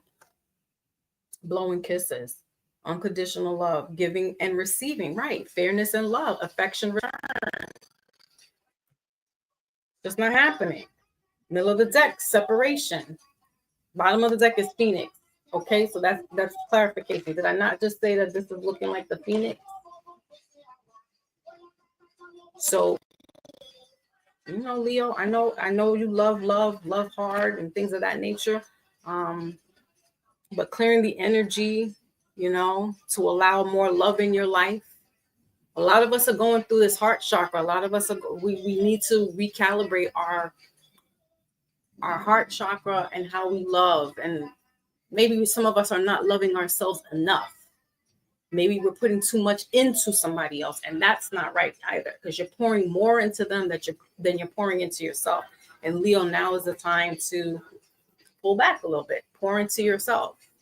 And if that's not the case, then maybe you need to pour into somebody, right? Giving them that unconditional love, which you generally do for the most part. But, you know, giving a little more affection, okay? I don't know what else to tell y'all, but that's what I got for you, Leo. All right, that's what's happening in Aquarius season. All right, let's move on to the last of the fire signs, Sagittarius, my little peculiar creatures, Sun, Moon, Rising, and Venus. Wally, where is you? Wally. My daughter and my oldest is a okay. It is Lotus. Lotus just made a valid point. It is a judgment time. Well, my son said that last night. That's crazy. He was like, "Ma, it is judgment." Sagittarius, let's see what's going on for you guys. Sagittarius is the mutable of the fire energy. So they, you know, like mutables are going with the flow of things, but they are the adventurers. They're in tuned as well. You know, they don't get the credit of being in tuned that way, intuitive. Life of the parties, but they kind of like the loners as well, like an Aquarius. They like to, you know, be in the party and then dip out. They don't have a problem being by themselves, and traveling and just experiencing things. It doesn't necessarily have to be with anybody. So, all right, Temperance. So we got balance here. Okay, balancing. There goes that chakras again, healing. Okay. And if vitality does not stop showing up, okay, masculine and feminine energy, Sagittarius, this is something that you need to incorporate during this. And we got 14 breaking down to 5. So this could be causing some conflicts. Some may be confused about their identity. Some may be having imposter syndrome. Some may be having sexuality. You know, Aquarius energy is that deals with for better lack of words, LGBTQRLMNOP. So Sagittarius, you may be having these kind of conflictions or confusions or just, you know, needing to know how to balance your masculine and your feminine side, and knowing that it's okay to have knowing that if you're a female, it's okay to be in your masculine energy, or if you're a male, it's okay to be in your feminine energy and not be called, just don't be bussified about it. Okay. This is a lot of bussiness going on here with the masculine energy that I'm not really feeling. Okay. Got my little Instagram page because some of these men out here are really spicy. Okay. So let's clarify what's going on here. I think Temperance is Sagittarius, if I'm not mistaken. Hold on a second. Let me get my book out. Because some of these major arcana signs, Lotus, is it? It's Temperance Sagittarius. Some of these major arcanas, they go under the zodiac signs. Let me just see really quickly, just from my knowledge. Judgment is Scorpio, so whoever we were talking about with Judgment, that's Scorpio energy. Hold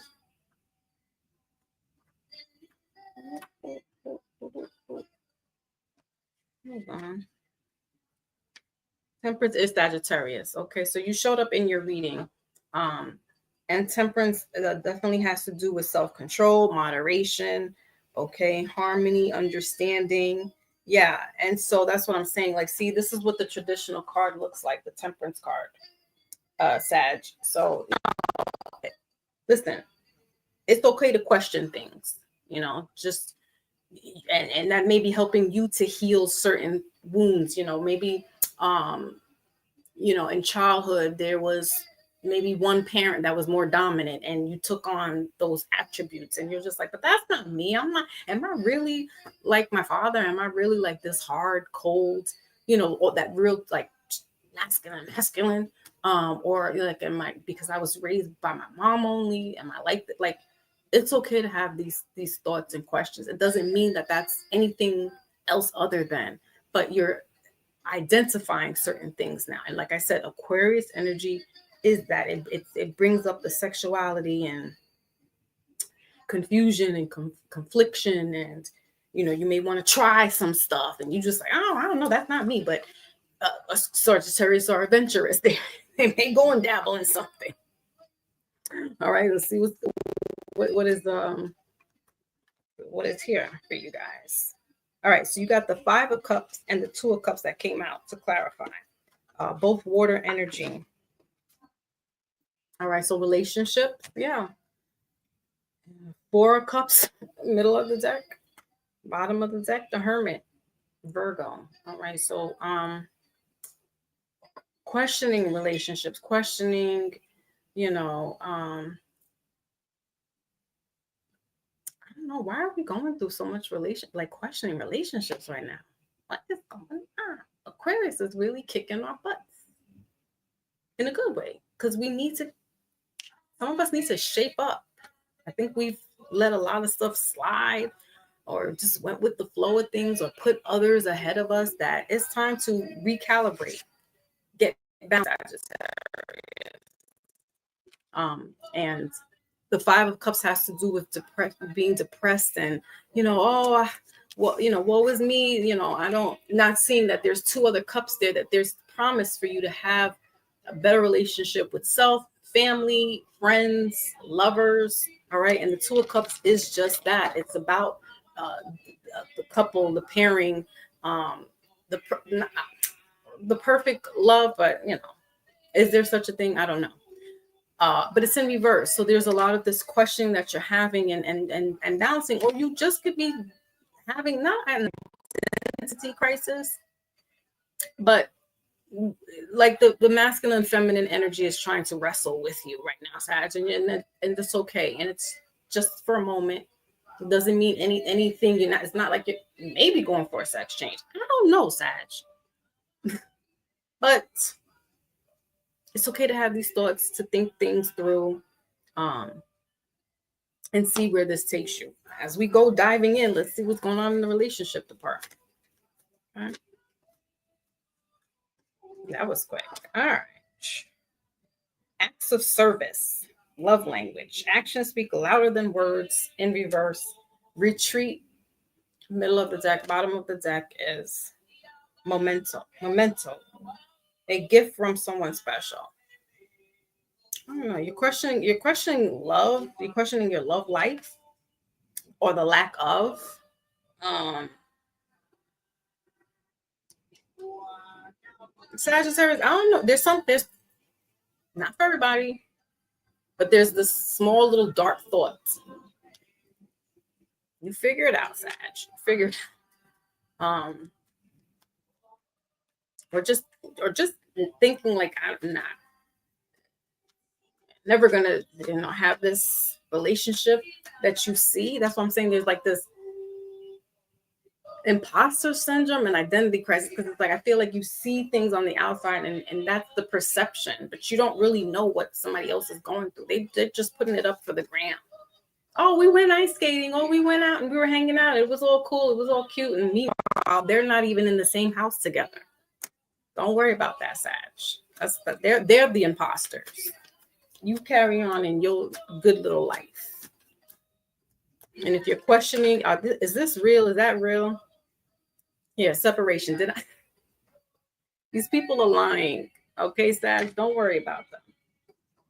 We got camera. Didn't I just say they are fronting? They are fronting for social media, and you get in your heart, your little feelings, karmic relationship. They're not even together, Sag. Don't worry about what's going on the outside, what's going on in the streets, because it's getting you like, but my stuff is not happening like that. You're questioning, and that's fine because we all do it. We're all looking at social media like a measuring, a ruler of how relationships are. And I'm like, that shit is make-believe. Excuse my language, but it's make-believe. People, they're not even together, but they act like they did this little thing together. And they posting it up on social media. She's posting it up on social media to make a point. Get out of here. Bitterness, sadness, uncertain of the future. You're thinking all this like, I'm sad, I'm uncertain of this. People are putting up facades, Sag. Don't you get in the trick bag of thinking, okay? Don't get tricked into that. All right, that's your message. That's what I have for you. Let's move on to your wisdom oracle for the fire signs. And then we're going to move on to the earth signs. Taurus is up next. Taurus. My son is sleeping because I know he will be watching this. He'll catch the replay. All right, what do we have here? Relations about it. Yeah. Oh, Wally. It's okay. That's what I'm saying. Don't get discouraged. People are fronting out here. Like if you think if someone's thinking I may have it bad, my relationship is not the greatest. These people are out here fronting. Don't fall for that. Don't fall for the BS.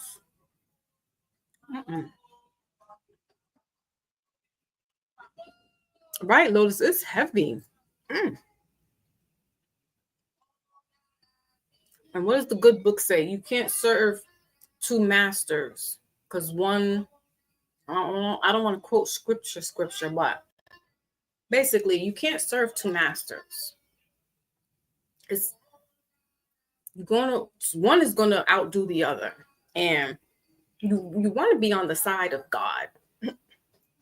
You want to be on that serving side, honestly, because the way stuff is looking right now, don't get tricked back into the social media and how look. People were losing their minds because TikTok shut down. Did y'all see that? Thank goodness I don't have that. I never wanted to download it because I was like, why are adults on a kids app? Because remember when they first came out, it was a kids app. Because my youngest was on it. And then it got co-opted by adults. And I said, no, this doesn't make sense. Now it's a whole big family thing. People are making money off of this. They were losing their mind. People was literally falling apart when TikTok shut down. I was like, wow. You better go get you a 9 to 5. But attention is currency. So people are paying attention And that's what's feeding the machine.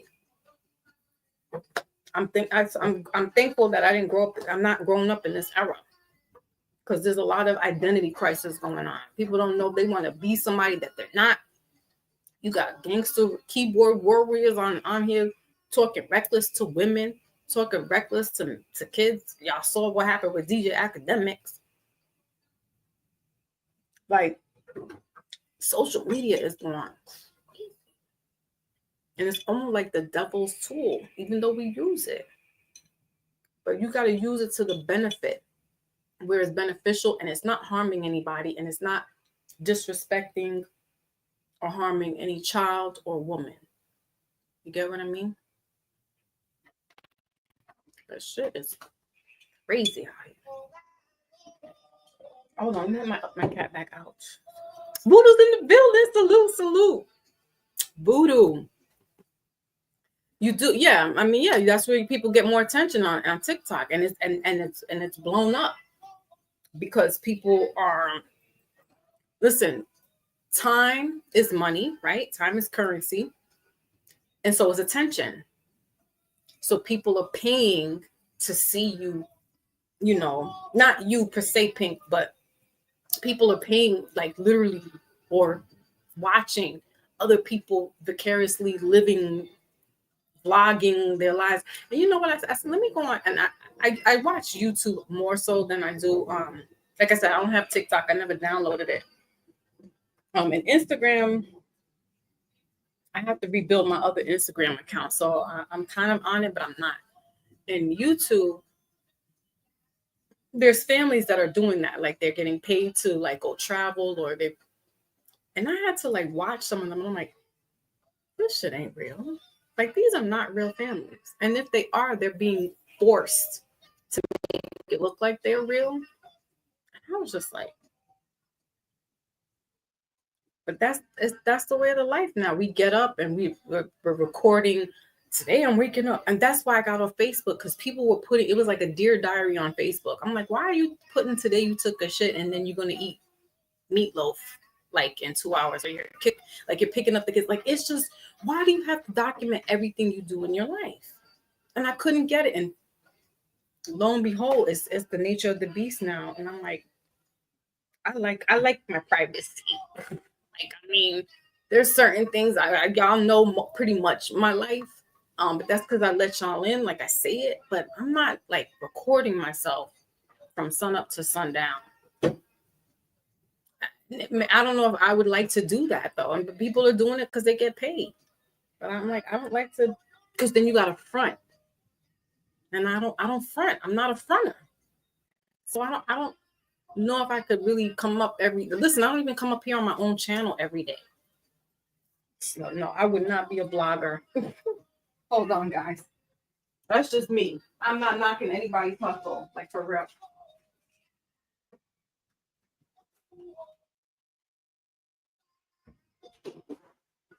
Like, I am not knocking no one's hustle.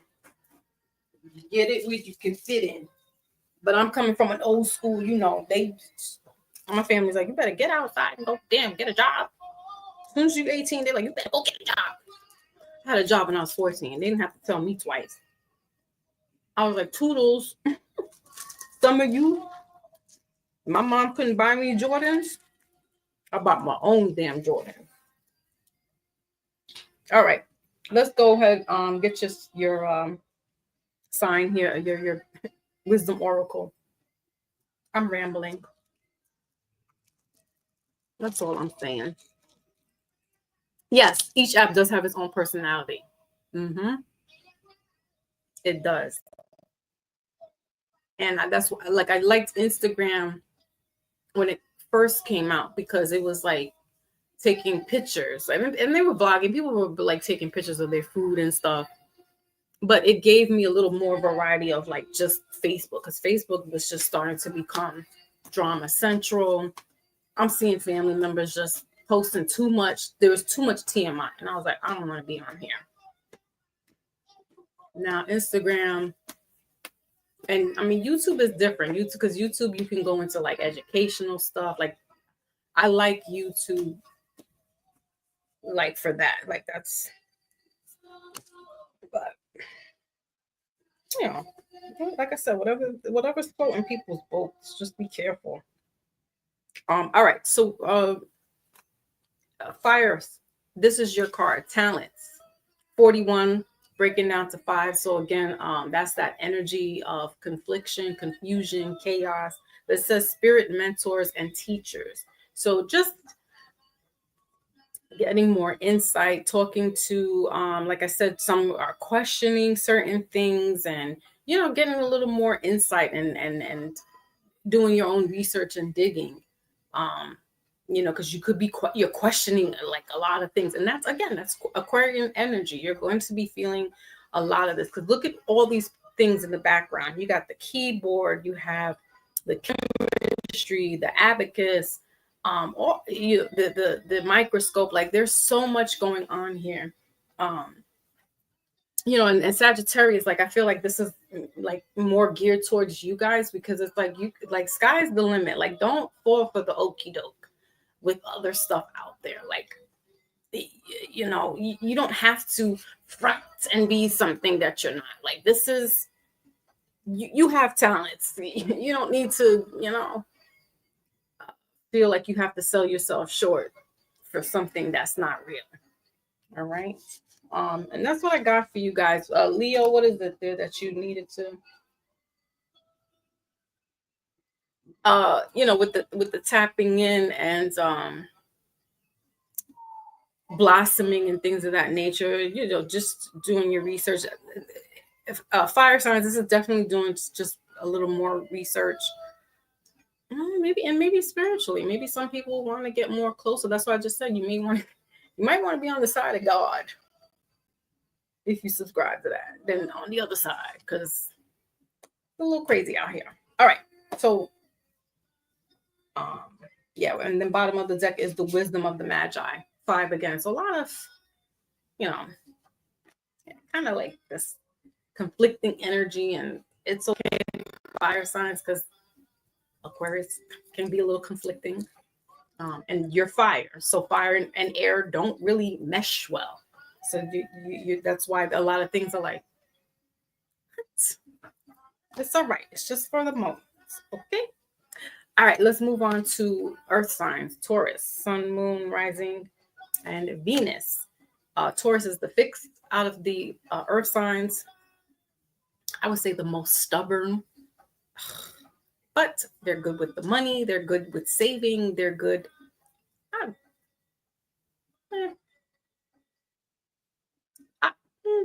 They're frugal out there. But they're like that Cancer and Leo. They go big, for family. They go hard for family.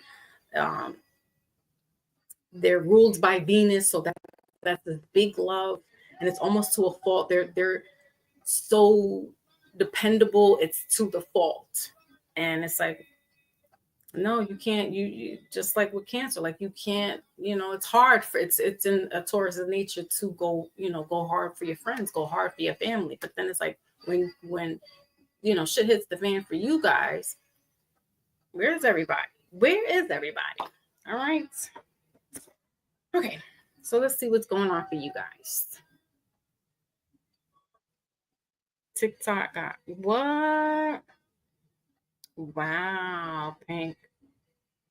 I don't know. Somebody was one of the brothers in the metaphysic world was telling me, like, maybe it was like 2021 maybe, or 2022. He was like, you need to get in it, get on that.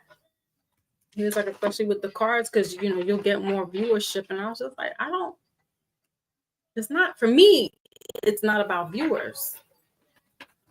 I mean, I understand the name of the game, but I was like, and he's like, I'm telling you. Like he was just like adamant about like, I was like, part of me is just reserved. Like I'm just kind of like, it's the unknowing. But my son, he's like, Mom, no, he's like, I just downloaded Threads. Because I was like, I don't like to I'm a creature of habit. Like I don't like new things so much, even though my rising is in Aquarius. I don't really, if it ain't broke, don't fix it kind of thing. You know, I'm the devil that you know type person. I don't like the devil I don't know. So that's probably why I don't download a lot of these apps. But my son's like, no, Ma, he was like, it's really, it's really cool. It's informative. I was like, I read books. I'm informed. He's like, Mom, stop being, that's the Taurus. Stop being stubborn. Give it a try. I don't know. We'll see. We'll see. Like I said, I'm a creature of habit. Boring. Not moving. All right, Taurus, let's see what's going on for you guys. Sun, Moon, Rising, and Venus. Because I have a lot of fixed energy. That's my problem. So I won't budge. Because Taurus is fixed. Aquarius is fixed. Leo is fixed. My North Node is in Scorpio. That's fixed. It takes a lot for me to really like move on it. But when I move on it, I'm on it. I'll get back to you guys. All right, so Taurus, darkest fears, number 9 is your card. All right, so that's the ending cycle. Middle of the deck is sadness and isolation in reverse. And bottom of the deck is helpless and hopelessness. All right, so as I was saying, Taurus, you guys, you give that gusto, but you got to know, hold them, and it's hard. It's hard for that Taurus to do that because they give a lot of themselves to others.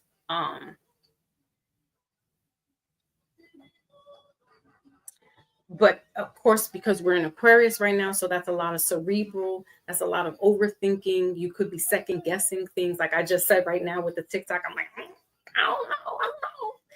Should I not? So this is like thinking these things, having a fear. Like I just said, I don't like the unknown.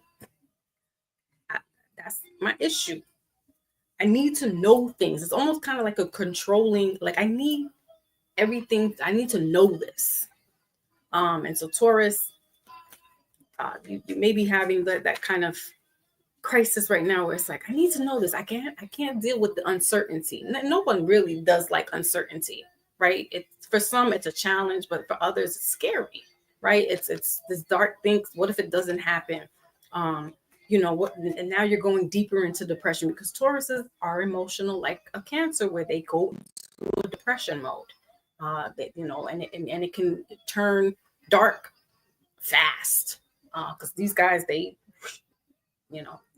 don't realize how quick their temper goes from 0 to 100, and a lot of thoughts can start seeping in. And it's because you're being affected by the energy around you. It's not really you per se. But if you let things if you consume this, all right, what's this darkest fears?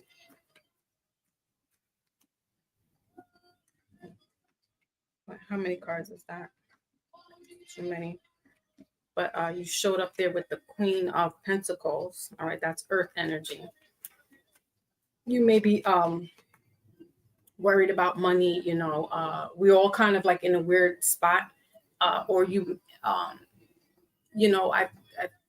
Trump is talking about some coin. I don't know if it's Trump coins, but there's a lot more talk of cryptocurrency, and again, that can put some people in fear because what is this being backed by, right? Again, that currency. So Tauruses are the pentacles of the tarot, so you could be having this worry of like the actual fiat, the tangible money being changed, and how you can maneuver through monopoly money versus real money. Okay, just do your research. Okay, we'll take these because this is again showing the pentacles here. So the 9 of Pentacles and the Taurus card showed up. The Hierophant. All right. Queen of Pentacles, again, middle of the deck. Bottom of the deck is the 6 of Wands. So you guys will be all right. Taurus, you just need to do research. The high priest or the hierophant is the teacher, is the traditional. So you may want to go look into like business school, just to kind of get the idea of like how to like manage money, or if you're interested in the stock market, like just getting like the 101 type course for now, so you can kind of really understand the way the nature of the money is going to be moving right now. Like I said, there's a lot of talk with money and currency, and like I said, Taurus, they're about that money. So that's their fear, is like not having the cushion, not having the security. Okay, with this 9 of Pentacles in reverse, that is that fear of, I'm not going to be sufficient enough. I am not going to have enough money. I will not be able to sustain myself. I will not be able to support myself or support my others, my loved ones. So those fears are kicking in because of the climate of what's going on right now. So, okay, do some research, do some studying. All right. So right. Am I up? I'm not up here. What are we talking? Who are we talking about? Taurus. My bad. Taurus.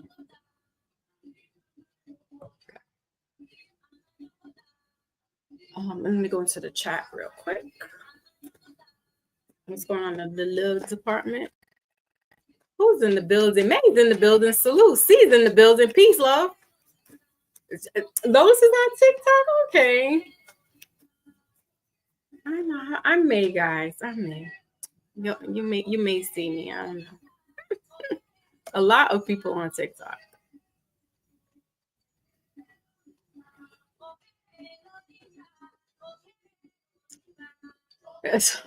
Taurus is kryptonite. It really is, because me and my son, we were just talking yesterday, and he was so sweet, because you being a mother is a thankless job, all right, or being a parent, and it's rare that your child will actually big you up and give you kudos. And he's like, no, I'm like, you're the strongest, besides grandma, you are one of the strongest women. And I was just like, I didn't know how to take it. I don't know how to take a compliment, because I'm like, that's my job. My job. Okay, Taurus. So momentum, right? A gift. Middle of the deck, bottom of the deck is disguise. Some elements of your relationship are hidden. We're in a new moon right now, so that energy could be there. But your card, Taurus, is you deserve love, right? And twin flame recognition. You know this soul that mirrors your own, okay? And you are lovable. Of course you are, Taurus. Of course you are. And look at Achilles' heel right here, Pink. The kryptonite. Irresistible. I can't help it. The Taurus has had this magnetic, because it's the do or die. They're always going to be there. So you want somebody like that. And the Cancer is similar to that Taurus. That the Taurus, your Cancer is the best friend. That's why he comes to me. He's like, oh, like honestly, like he's like, you're the homie. You're my mom. You're like the big sister, because we're not that far in age. And I had my children young, so it's like I grew with my children. I'm not an older mom, so it's not as like strict, so it's just, well, you do your job. I signed up to be a parent. That's what you do. You don't ever look for rewards from your children. You would like it, but you don't ever look for it, because that you're supposed to be doing this for your children, right? But for them to then recognize the things that you do, the strength, the unconditional love, the always being there, the always listening, right? So what else? Taurus. So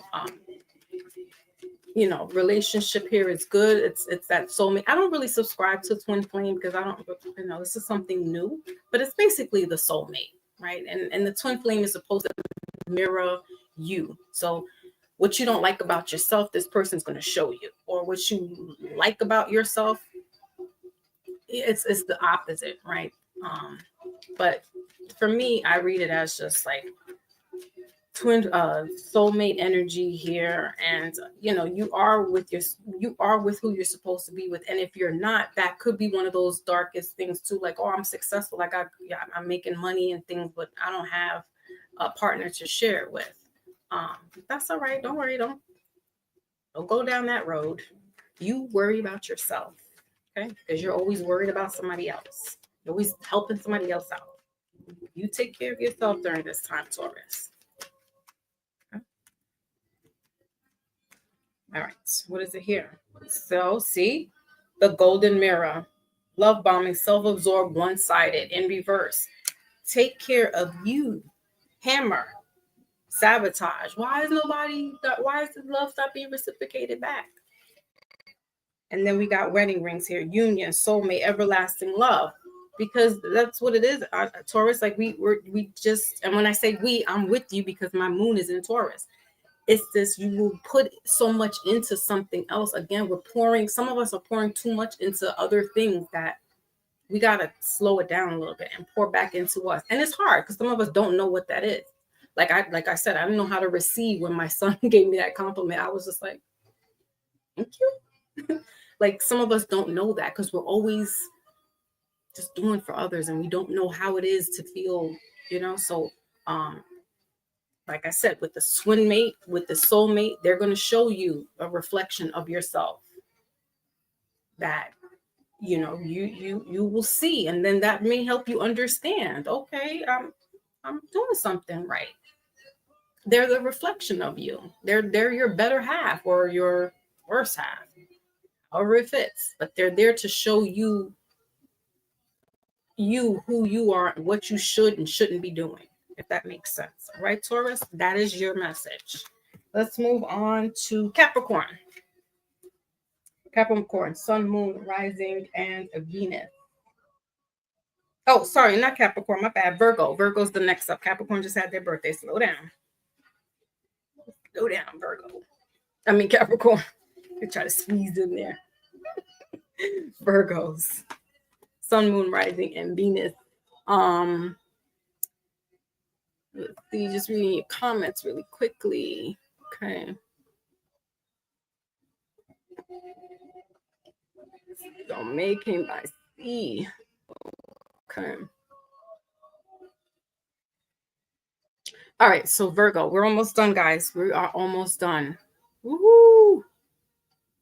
And how long did we do this for? 2 hours. I try to go less than 2 hours, but I can't help it. Can't help myself. Okay, Virgo. Sun, moon, rising, Venus. Let's see what's going on for you guys. And Aquarius energy. Oh, and Virgos are the mutable of the earth signs.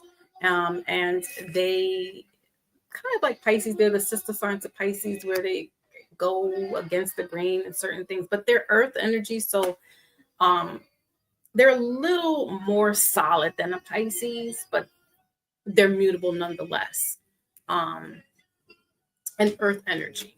Okay, so just a little more grounded, artistic. Shout out to my master teacher mom. She's a Virgo. So yeah, like that Pisces energy, very artistic. And here we go. Dedicated to effort. There you go, Virgo. Very artistic. Very demure. Strengthening bonds, middle of the deck. And bottom of the deck is daydreams and decisions. That is so Piscean, if anything. All right. And 8 is this cycle, this karmic. 3 of Pentacles has to do with, there you go, you showed up. Has to do with money, but also work and family, dedication. All right. For some Virgos, you may not have a family. So it's that, thinking and wishing and dreaming, and that's okay. Just again, if we're looking at social media, don't use that as your measurement of what a relationship is.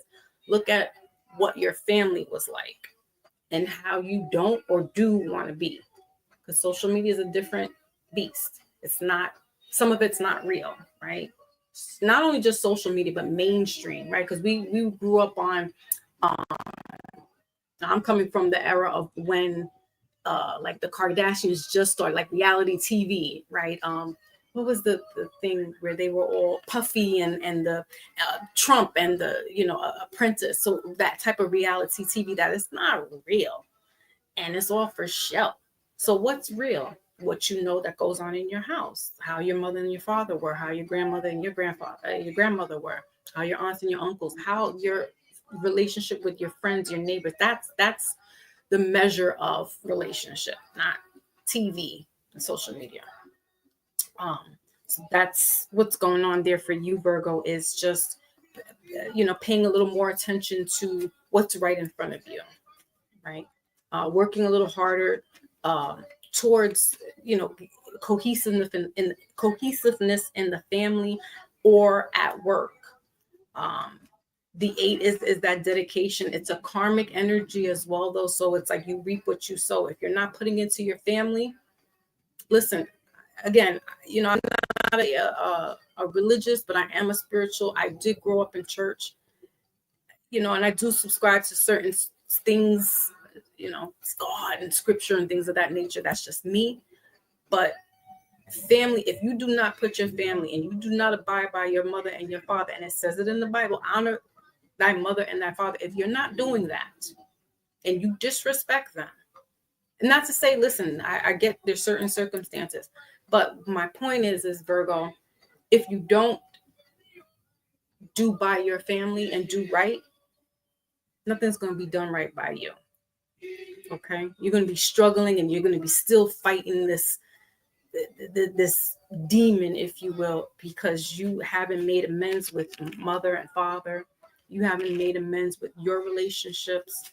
So it's okay. We're here. I'm here for you. Yep. And justice. That is clarifying.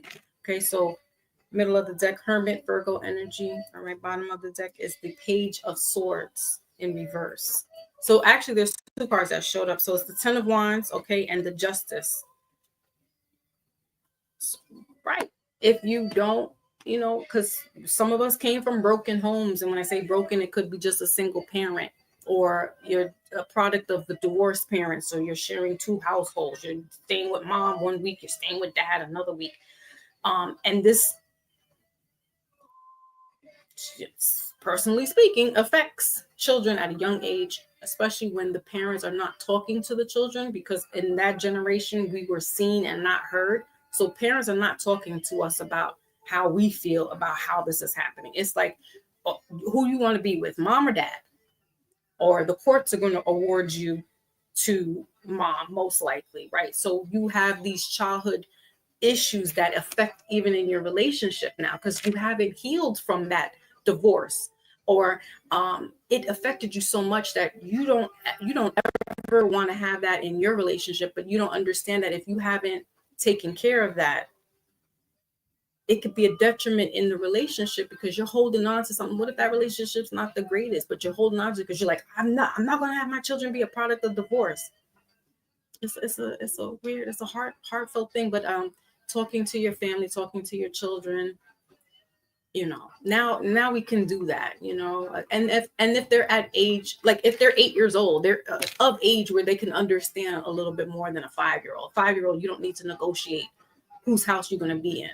An 8-year-old, a 10-year-old, breaking it down to them a little bit more, where it gives them, because they're little people, they have feelings, and they need to understand. You need to understand this as a parent, because when they get to be an adult, they're gonna be screwed up in the head if they haven't fixed stuff. All right, so there's that 10 of Wands, that holding all this burdens and things of that nature, and carrying these traumas, not breaking generational so-called curses, and going into the next relationship, and now your children are carrying on this, and it just keeps going repetitive. You got to break it, and how best you can. Okay, we're only human at the end of the day. We don't have it all. Our parents didn't have it all. They didn't understand it all, right? So just we're in a beautiful age as well, where yes, social media, while it could be toxic in one way, it's also enlightening in the other. And we can do research, we can connect with people. Like how y'all are here. Pink, we've been down and riding for years. Lotus, Maybach, Voodoo, my whatever my big cat is. But and the lot of you that I have made a connection with, and y'all see me go through grief and lose my father in real time, and I thank y'all for sticking by, and as aloof as I am, and I come back, y'all still up in here with me, right? So social media can do that. It can build relationships and connections that you probably wouldn't be able to be comfortable with in the real world, right? So it's not all bad, and I don't ever want to seem like I'm coming off bashing it. I just know that it's a blessing and a curse at the same time, and it's how you use it, and not it use you. All right, Virgo, let's see what's going on in the love department.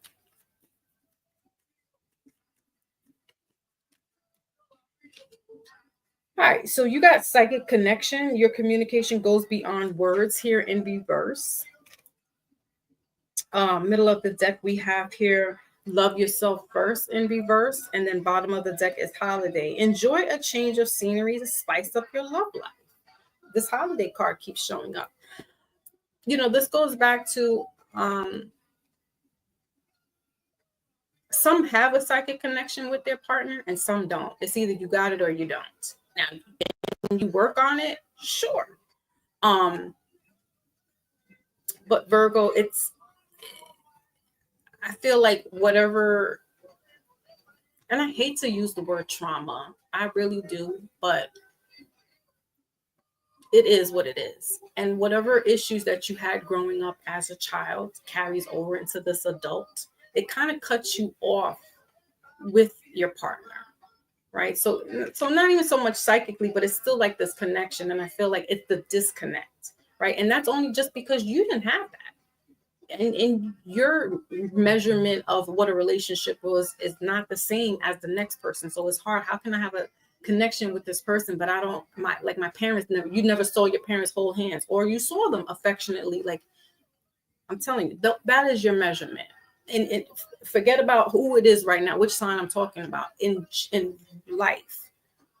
The rule of thumb for relationship, whether it be dysfunctional or loving, is going to be your parents. You're going to know or not know how or what you want in a relationship. It's that simple. Like, if you saw your parents or your grandparents loving one another, holding hands, sweet nothings, flowers, candy, foot rubs, bringing dinner, all this affection, you're going to say, that's what I want in a relationship. That's what I want. But if you're coming from not the total opposite, you're going to say, I don't want that either. I want to have this. But you may draw the dysfunction in because that's what you know. Like I said, I'm a creature on nature's side. Sometimes bring the dysfunction to me because, our little household got dysfunctional. So sometimes these things come to you. It's working on yourself. And again, that's not only working and dedicated towards your family, but also dedicated and working towards yourself. Okay, what else? You may need to go dedicate some time with your partner away. Tax season's coming up. Take a little trip around the world. Take it to a nice little island, something. Or just take it to, I don't know, Poconos, mountains, whatever is making you happy, Virgo. You do that. Take your little taxes. Take your work money. Go hang out. Go have wedding rings. Okay. So renewing vows. The marriage is like, we get there. We get there in marriage or any long-term relationship. We get like something's got to give. Change of scenery, leaving the state, going to another state. Or I don't know. I'm not the marriage guru. All right. Coffee cup here, maybe going on a coffee date. All right. The little simple things, those are love languages that people never really saw or had in their relationship. That's what I'm saying. You don't know what it's like Why is he rubbing her feet? Because he loves her. That's his love language. Okay, going for a coffee date, building a friendship, right? You want your spouse or your mate needs to be your friend first and foremost, and that's what we're missing as well. We get into a sexual thing because that's what it is, and then we catch these feelings, and it's like that person's not really your buddy. You want to have a buddy, a best friend as your mate, because regardless of what happens, that person's going to be a ride or die. I eat Taurus, I eat Cancer, I eat Pisces. All right, and mirror. So that's that twin flame, again, bottom of the deck energy. Self-reflection, introspection, inner wounds. Okay, Virgo is healing those inner wounds. Okay, that's what it is, not trauma, wounds.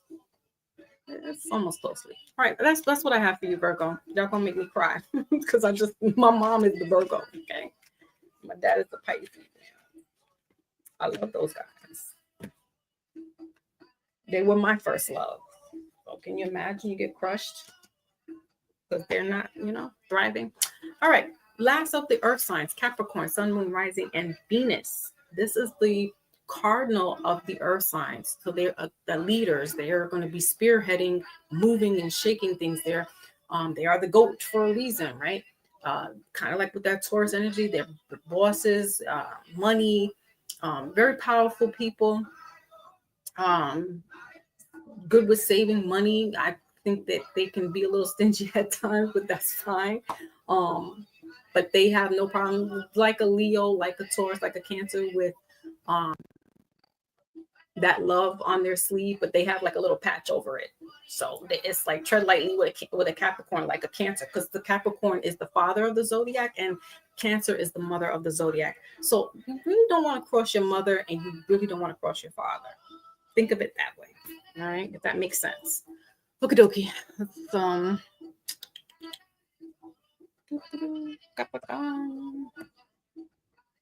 How we doing? We good? We good? We all right? We got 2 hours in?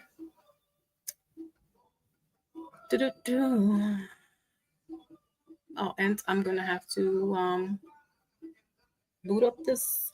Yep, I got 18%. Hold on, y'all. Let me get the battery charged. Get the tablet charged up here.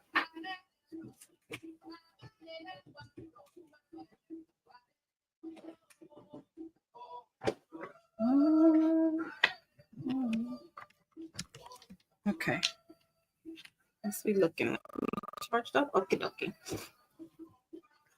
I just want to talk with y'all, but it's not that program right now.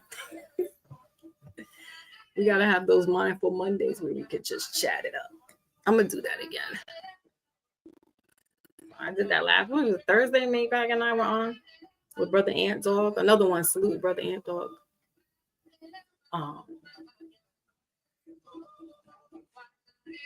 We was just chopping it up. They stingy, right? Okay, so I don't want to bash Capricorns like that, but it's their money. They have every right to be stingy.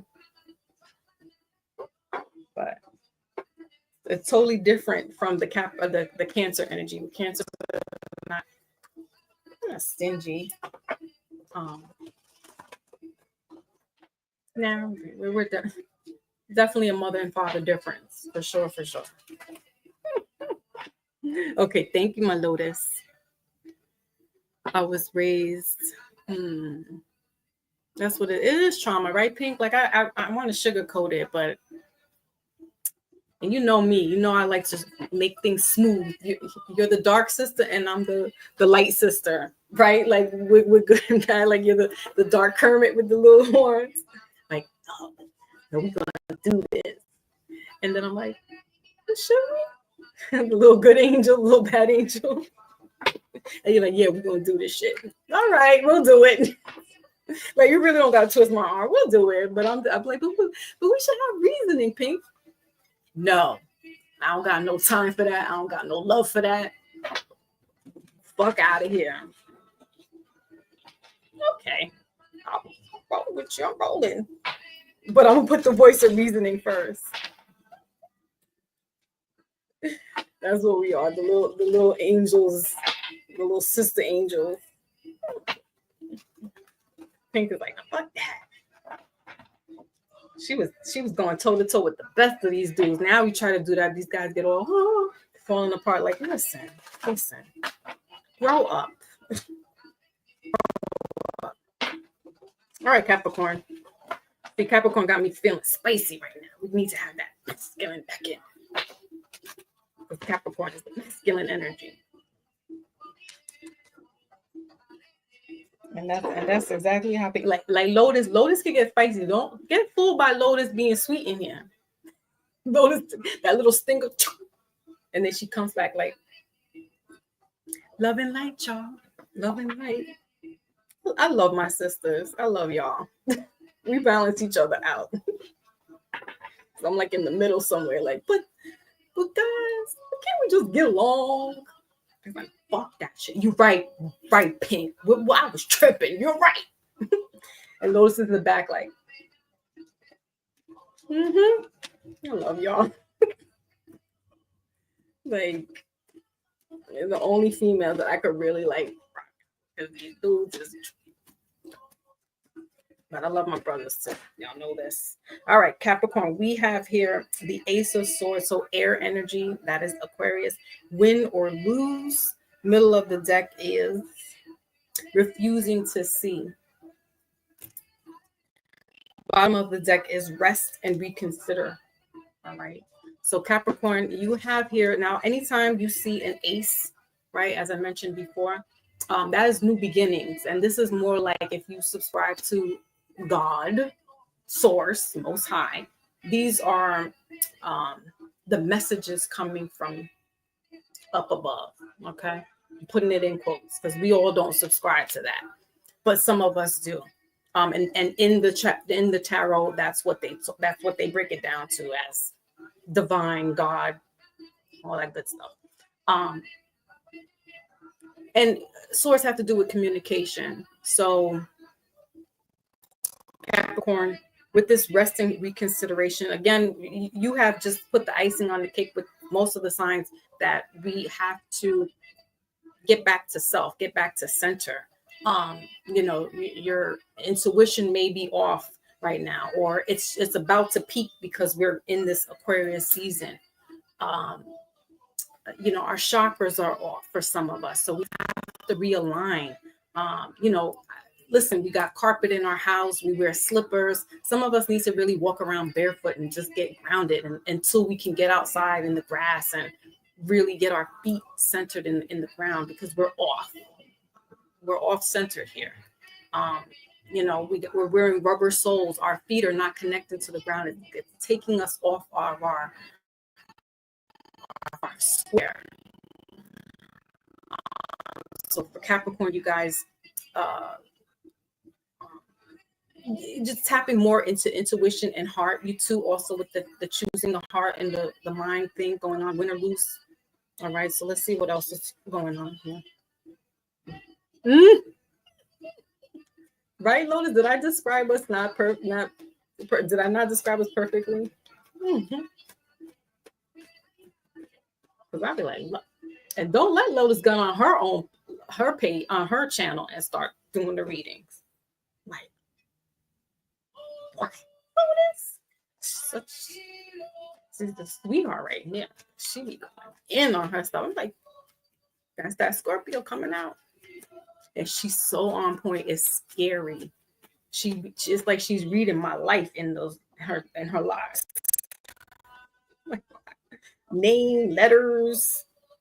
Let me start. Okay, Capricorn, 5 of Pentacles, middle of the deck. So that's Earth energy here. Feeling isolated or feeling neglected, left out. You got the Page of Sword here. So this is more that Aquarian energy showing up, but clarifying this Ace of Swords or the Win or Lose card. You got Pisces, High Priestess, and the 9 of Swords here.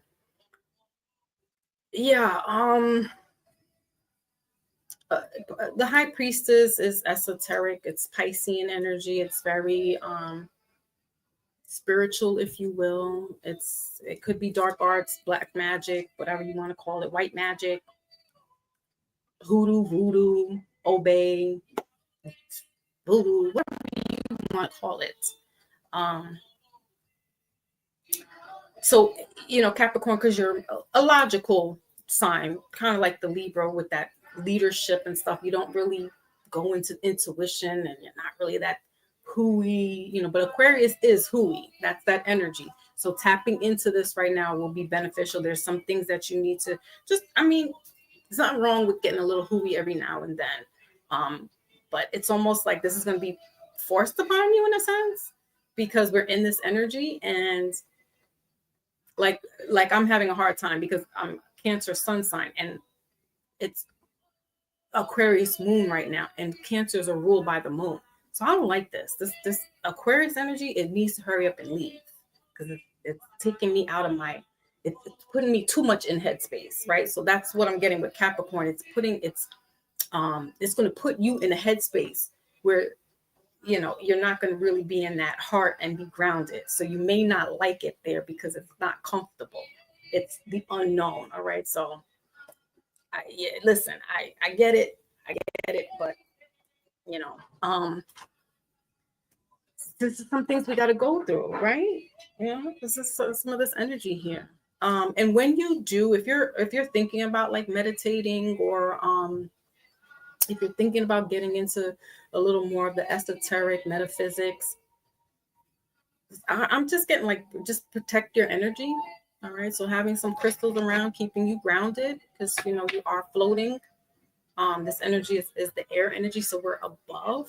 So you just want to be able to help balance that out and have some crystals around you, some tourmaline, black tourmaline, right? Lotus, some of the crystals as well that you can drop in the chat for everybody. The black obsidian, black onyx, selenite, okay? Because it combats like EMF, it combats the negative energy. So if you're doing like any of that type of work, root work, you want to keep yourself protected and guarded with this energy. Okay, let's go into the love department, Capricorn. We're almost done. You guys are the last.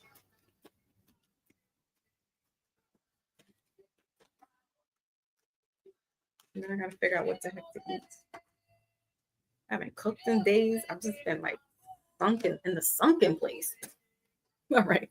Middle of the deck is manifesting the one. Capricorn. Bottom of the deck is third party in reverse. Okay. So your card is retreat, a time to disconnect from the world. See, there is this disconnect for you, and I feel like it's just kind of like forced upon you, just because that's the energy that is happening right now. It's not really like you're going to seek you. Some of you may be seeking that type of knowledge, but others is like, oh, I didn't ask for this. I don't want this. Why is this being put on me? So relationship, like I really don't feel it's too much about anybody else for you, Capricorn. I really feel like this is more, again, a relationship with self, and what you like, what you don't like, but more spiritually tapping in. And you may not be that type of person, but it's like, Aquarius is that metaphysics. It's the the spiritual. It's the hooey kind of. And you're like, let me see what this is about. You could be scrolling on TikTok and seeing certain things, or being on Instagram or being on YouTube, and it's spiking your interest. And you're like, you know what? Let me look into this. But tread lightly, be careful, because there's a lot of that information that's open. And if you are new to this type of thing, like cards, okay, divination, you want to keep yourself grounded, okay? Because there's a lot of energy portals are open. We'll talk about that another time, Capricorn. But guard your grill. Guard your grill. What else? All right. Hammer. Working on it, repairing, rebuilds. Right. I don't really feel like this is about a relationship with another person per se. You got twin flame, middle of the deck again. I don't subscribe to that. It's a union, duality. And then sunglasses here in reverse. I'm not getting so much a relationship per se with anybody else. I feel like this is just rebuilding and working on yourself, or like I said, being inquisitive and like, what's all this kind of hooey stuff going on? That's all I can say is hooey. What's all this about? Because there's a lot of this going on. So you're probably just curious. Again, tread lightly, be careful, be protected. But there's nothing wrong with opening, if that, you're interested and you're fascinated, there's nothing wrong with being inquisitive. Okay. All right. That is it for the earth signs. That is it for all the signs. Let's finish out with a wisdom oracle. Tiger eye. Yes. Good. Thank you. Tiger eye is another one. Tiger eye is associated with the sign of Taurus as well. And it's also good for money, but definitely good for grounding, like Lotus said. And it's a very prosperous gemstone. I have, let's see what it looks like. I think I gave the tiger eye to my son. Yes, but it's like brownish in color. It almost looks like clay. Yeah, I gave my tiger eye to my son because it's under the sign of Taurus, and some of the crystals are associated with the sign, so it works best. Like so for cancers, you would want to get moonstone. It's like white marble-ish looking, and this helps with intuition. This helps like because cancers are they're the psychics as well. If you wanted to work on your heart chakra, I think who was it, Taurus, and a few people way back in the beginning needed to work on some heart chakras. Libra, all right, you want to get rose quartz. It's the pinkish color here. Carry it to your heart. You could put it in your bra, or make sure you put it on your left side in your pocket. Or if you want to put it in your bag, however you're going to carry it. But I like to carry my crystals like on me, like either wearing it or putting it in my pocket, like close to my body, because that's how you're going to get the energy. So if you want to work on self-love, this is a good crystal to have. Selenite, this has to do with intuition. This also has to do with protection and clearing the energy. It's also good for Taurus, but also for your throat chakra. It helps with communication. So that's air energy. And, you're holding on to this, you're talking. I have blue soda light on. That's good for your throat chakra as well. What else? Clear quartz. Listen, y'all don't need that. Y'all don't need a whole bag of crystals either. Like I get a few. I don't have a lot, and y'all see me rock out this pretty much the same crystals for the past almost 4 years, right? Because I don't, if it's doing the trick, again, if it's not broke, why fix it, right? Even if it's on 3 legs. Clear quartz is the granddaddy of the crystals. So keeping this is also psychic, helps clear your energy. It's the go-to, like the amethyst. Okay, so those are just a few. And Capricorn, you may be interested in that. That's probably what you're looking up. You're probably looking up at crystals. Like, what are the properties for this? What does it mean? What is the properties for a Capricorn? What gemstones or crystals should I be carrying with me, or should I be using? So I have books on that as well. There's a laundry list of what crystals will work with you according to your zodiac, or just what your intentions. What do you want to work on right now? Is it money? Tiger eye brings the money. Pyrite, excuse me, which looks like fool's gold. That helps with grounding, but that also helps bring money to you. So it's a lot of stuff. It's very interesting. It's fascinating. If you subscribe to this, then you'll believe it. People walk around with rosary beads and feel that's protection. I walk around with my crystals and that's my protection. Does it work? Does it work? I say so. But to each his own. I think the crystals, because the earth is made up of those minerals. So having that around you kind of balances out the energy that's around you, especially like major cities, New York City, Atlanta, Charlotte, Dallas and Texas, Houston, Compton, Detroit, like those kind of like cities that you could feel that energy. You really want to have these crystals on you as well as your other protection. I feel it repels. Smoky quartz is also good for protection. I have that. I wear that every time I go outside. And also helps with intuition. If you want to work on more of spiritual and intuition, there's certain crystals for that too. Okay, so let's get earth sign up out of here. Selenite. You got your smoky, right? I love smoky quartz. That is my go-to. Red jasper, yes. Lotus. Red jasper. It looks kind of like clay as well. Okay, that's grounding. I think this is a Taurus gemstone as well. Helps with the third eye. Definitely keeps you grounded. I don't use that too much because I'm already like a grounded energy. So I don't want to be too down. Ground. Okay, it's 222 guys, Eastern Standard Time. 222. All right, so let's get on the message here for the This is why it takes so long, because I do teaching lessons. One of Maybach's children said, "Is she a teacher?" That was so sweet. I was like, that's what I wanted to be when I grew up. I wanted to be a teacher. Okay, let's get one card. That was so sweet. That was on the live we had last week.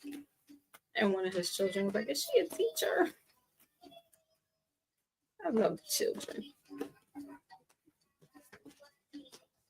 Okay.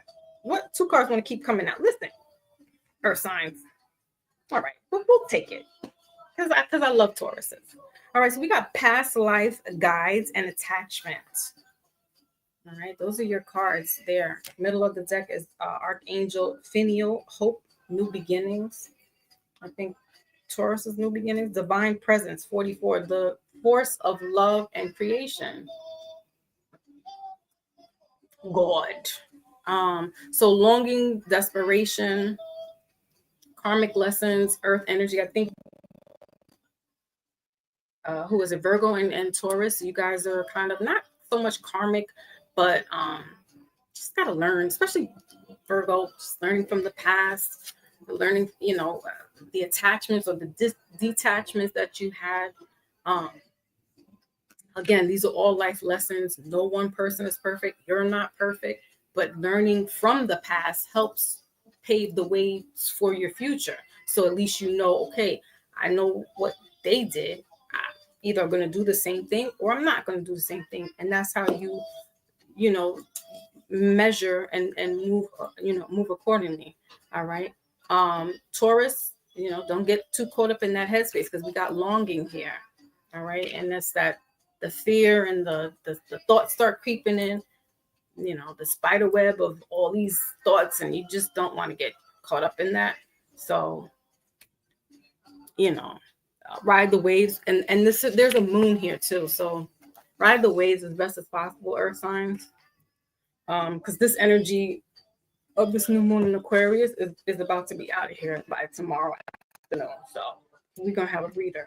And that is your message, guys, for the signs in Aquarius season. We're going to do the outro. My Lotus, I thank you for holding it down. Back. Still here, just came back in class. Aw, thank you. Tell your babies I appreciate the compliment. It's the only crystal I have, but it holds you down, right? Pink, that the smoky quartz, like I swear, you don't really need a lot of crystals. Like the main ones that I just showed you, those are the cheat codes. The smoky quartz, the selenite, the amethyst, red jasper, like Lotus said, the black tourmaline, the obsidian. Like those are just the few. I'm telling you, you don't really need to go all have their house and fill with all of them, because you have to also clean and clear those crystals out. You can't just have them sitting there and just thinking, oh, the energy's gonna. No, you gotta like sage them up. You gotta put them either in the sunlight or in the moonlight. It's a lot. Babe. Oh, hi. Oh, you're home early. All right, my little one just got in. Well, not little. Mm-hmm. So cute. I was like, I love it. I love that the baby recognized that. I was like, I want to be. All right, y'all. So I'm itching to do mini readings soon. So stay tuned for that. That's how I'm gonna get my feet back wet into doing personal readings. Just work with me here. Cause I got one more person I gotta deal with, and that's my auntie. That's 92, and she's almost. But I will post up in the community section when I will do if I'm going to do the mini readings, and what I'll do is a StreamYard like this, and you guys can come up. And if you want to get a mini reading, we'll do that. I think that's how I'll start my way back in. Your dragon's blood. Listen, that one's powerful too. Oh yeah. Yeah, we got to clean them regularly. Like, I don't have time for all that. I really don't have time for that. It's tedious.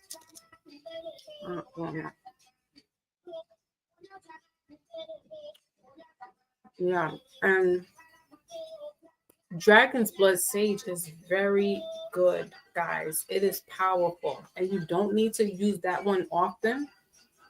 But if there's like a heavy energy in the house that you really feel and you need to get it out, Dragon's Blood is it. Regular sage works, but like I said, if it's something heavy that you want to get out, Dragon's Blood. Also, Palo Santo sticks. You know, you do the sage and then you do the Palo Santo sticks, or you could just do the Palo Santo sticks because the sage is wiping everything out. And sage is wiping everything out. So you want to bring back in the good energy. So that would be using your Palo Santo stick to bring it in. But if the energy is not that heavy, you would get a Palo Santo and just kind of go around your house and clear out the energy. Sage would be good when it's a full moon or a new moon kind of ritual. But again, when you're doing sage, it's taking everything out, good and bad. And there's ways, you got to start from certain areas of your house. Like it's a lot of stuff to it. It's not just I'm glazing or grazing over some of the stuff because it's a lot to go into. But look it up, Capricorn. I know you're interested. Mm-hmm. Got your sticks. Yeah, I gotta buy some more. I think I have like 2 left.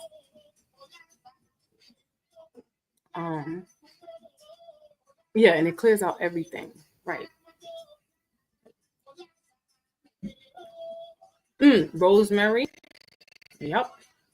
There's rosemary sage. There's eucalyptus sage. Juniper.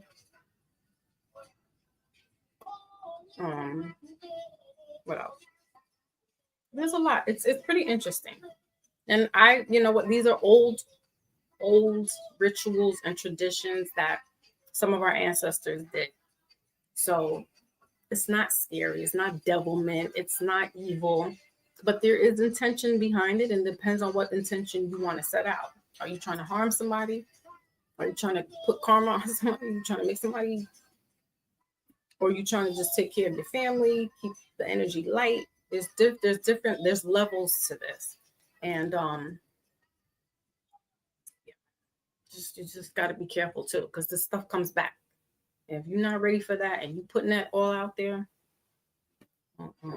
no ma'am, no sir. Cedar, yes. And bay leaves. Bay leaves you can burn as well.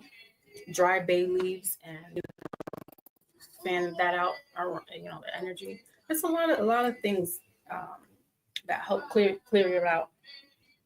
Taking spiritual baths, like with Florida water, or the blue Anil. I might be saying it wrong, but and cleaning with herbs.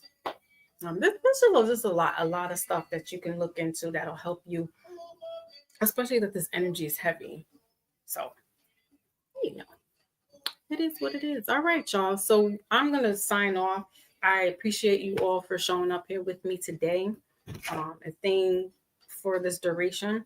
And again, make sure to check out the community section because that's where I try to be as active as possible on there. So you're informed of what's going on. I'm not the best communicator, so I'll hit you like last minute. I'm sorry. Um, and if you can be there, you can be there. If you're not, it's cool. You catch the replay. Um, and that's it. That's all I got for y'all now. Voodoo, peace. Salute everybody. Frankincense and myrrh. Right. Incense too. Incense, you guys can get incense. If you're not for the sage, you don't like the smoke, you could put incense up, burn it. It helps. It does the same. It's the same effect. It's clearing your energy, clearing your household. Um, lightening the mood. Cinnamon incense are good to help sweeten the energy in your house. If there's too much arguments and going on and like moodiness and stuff, burn some cinnamon incense. Okay, my peoples, mi gentes. I'll catch y'all on the flip side. Peace.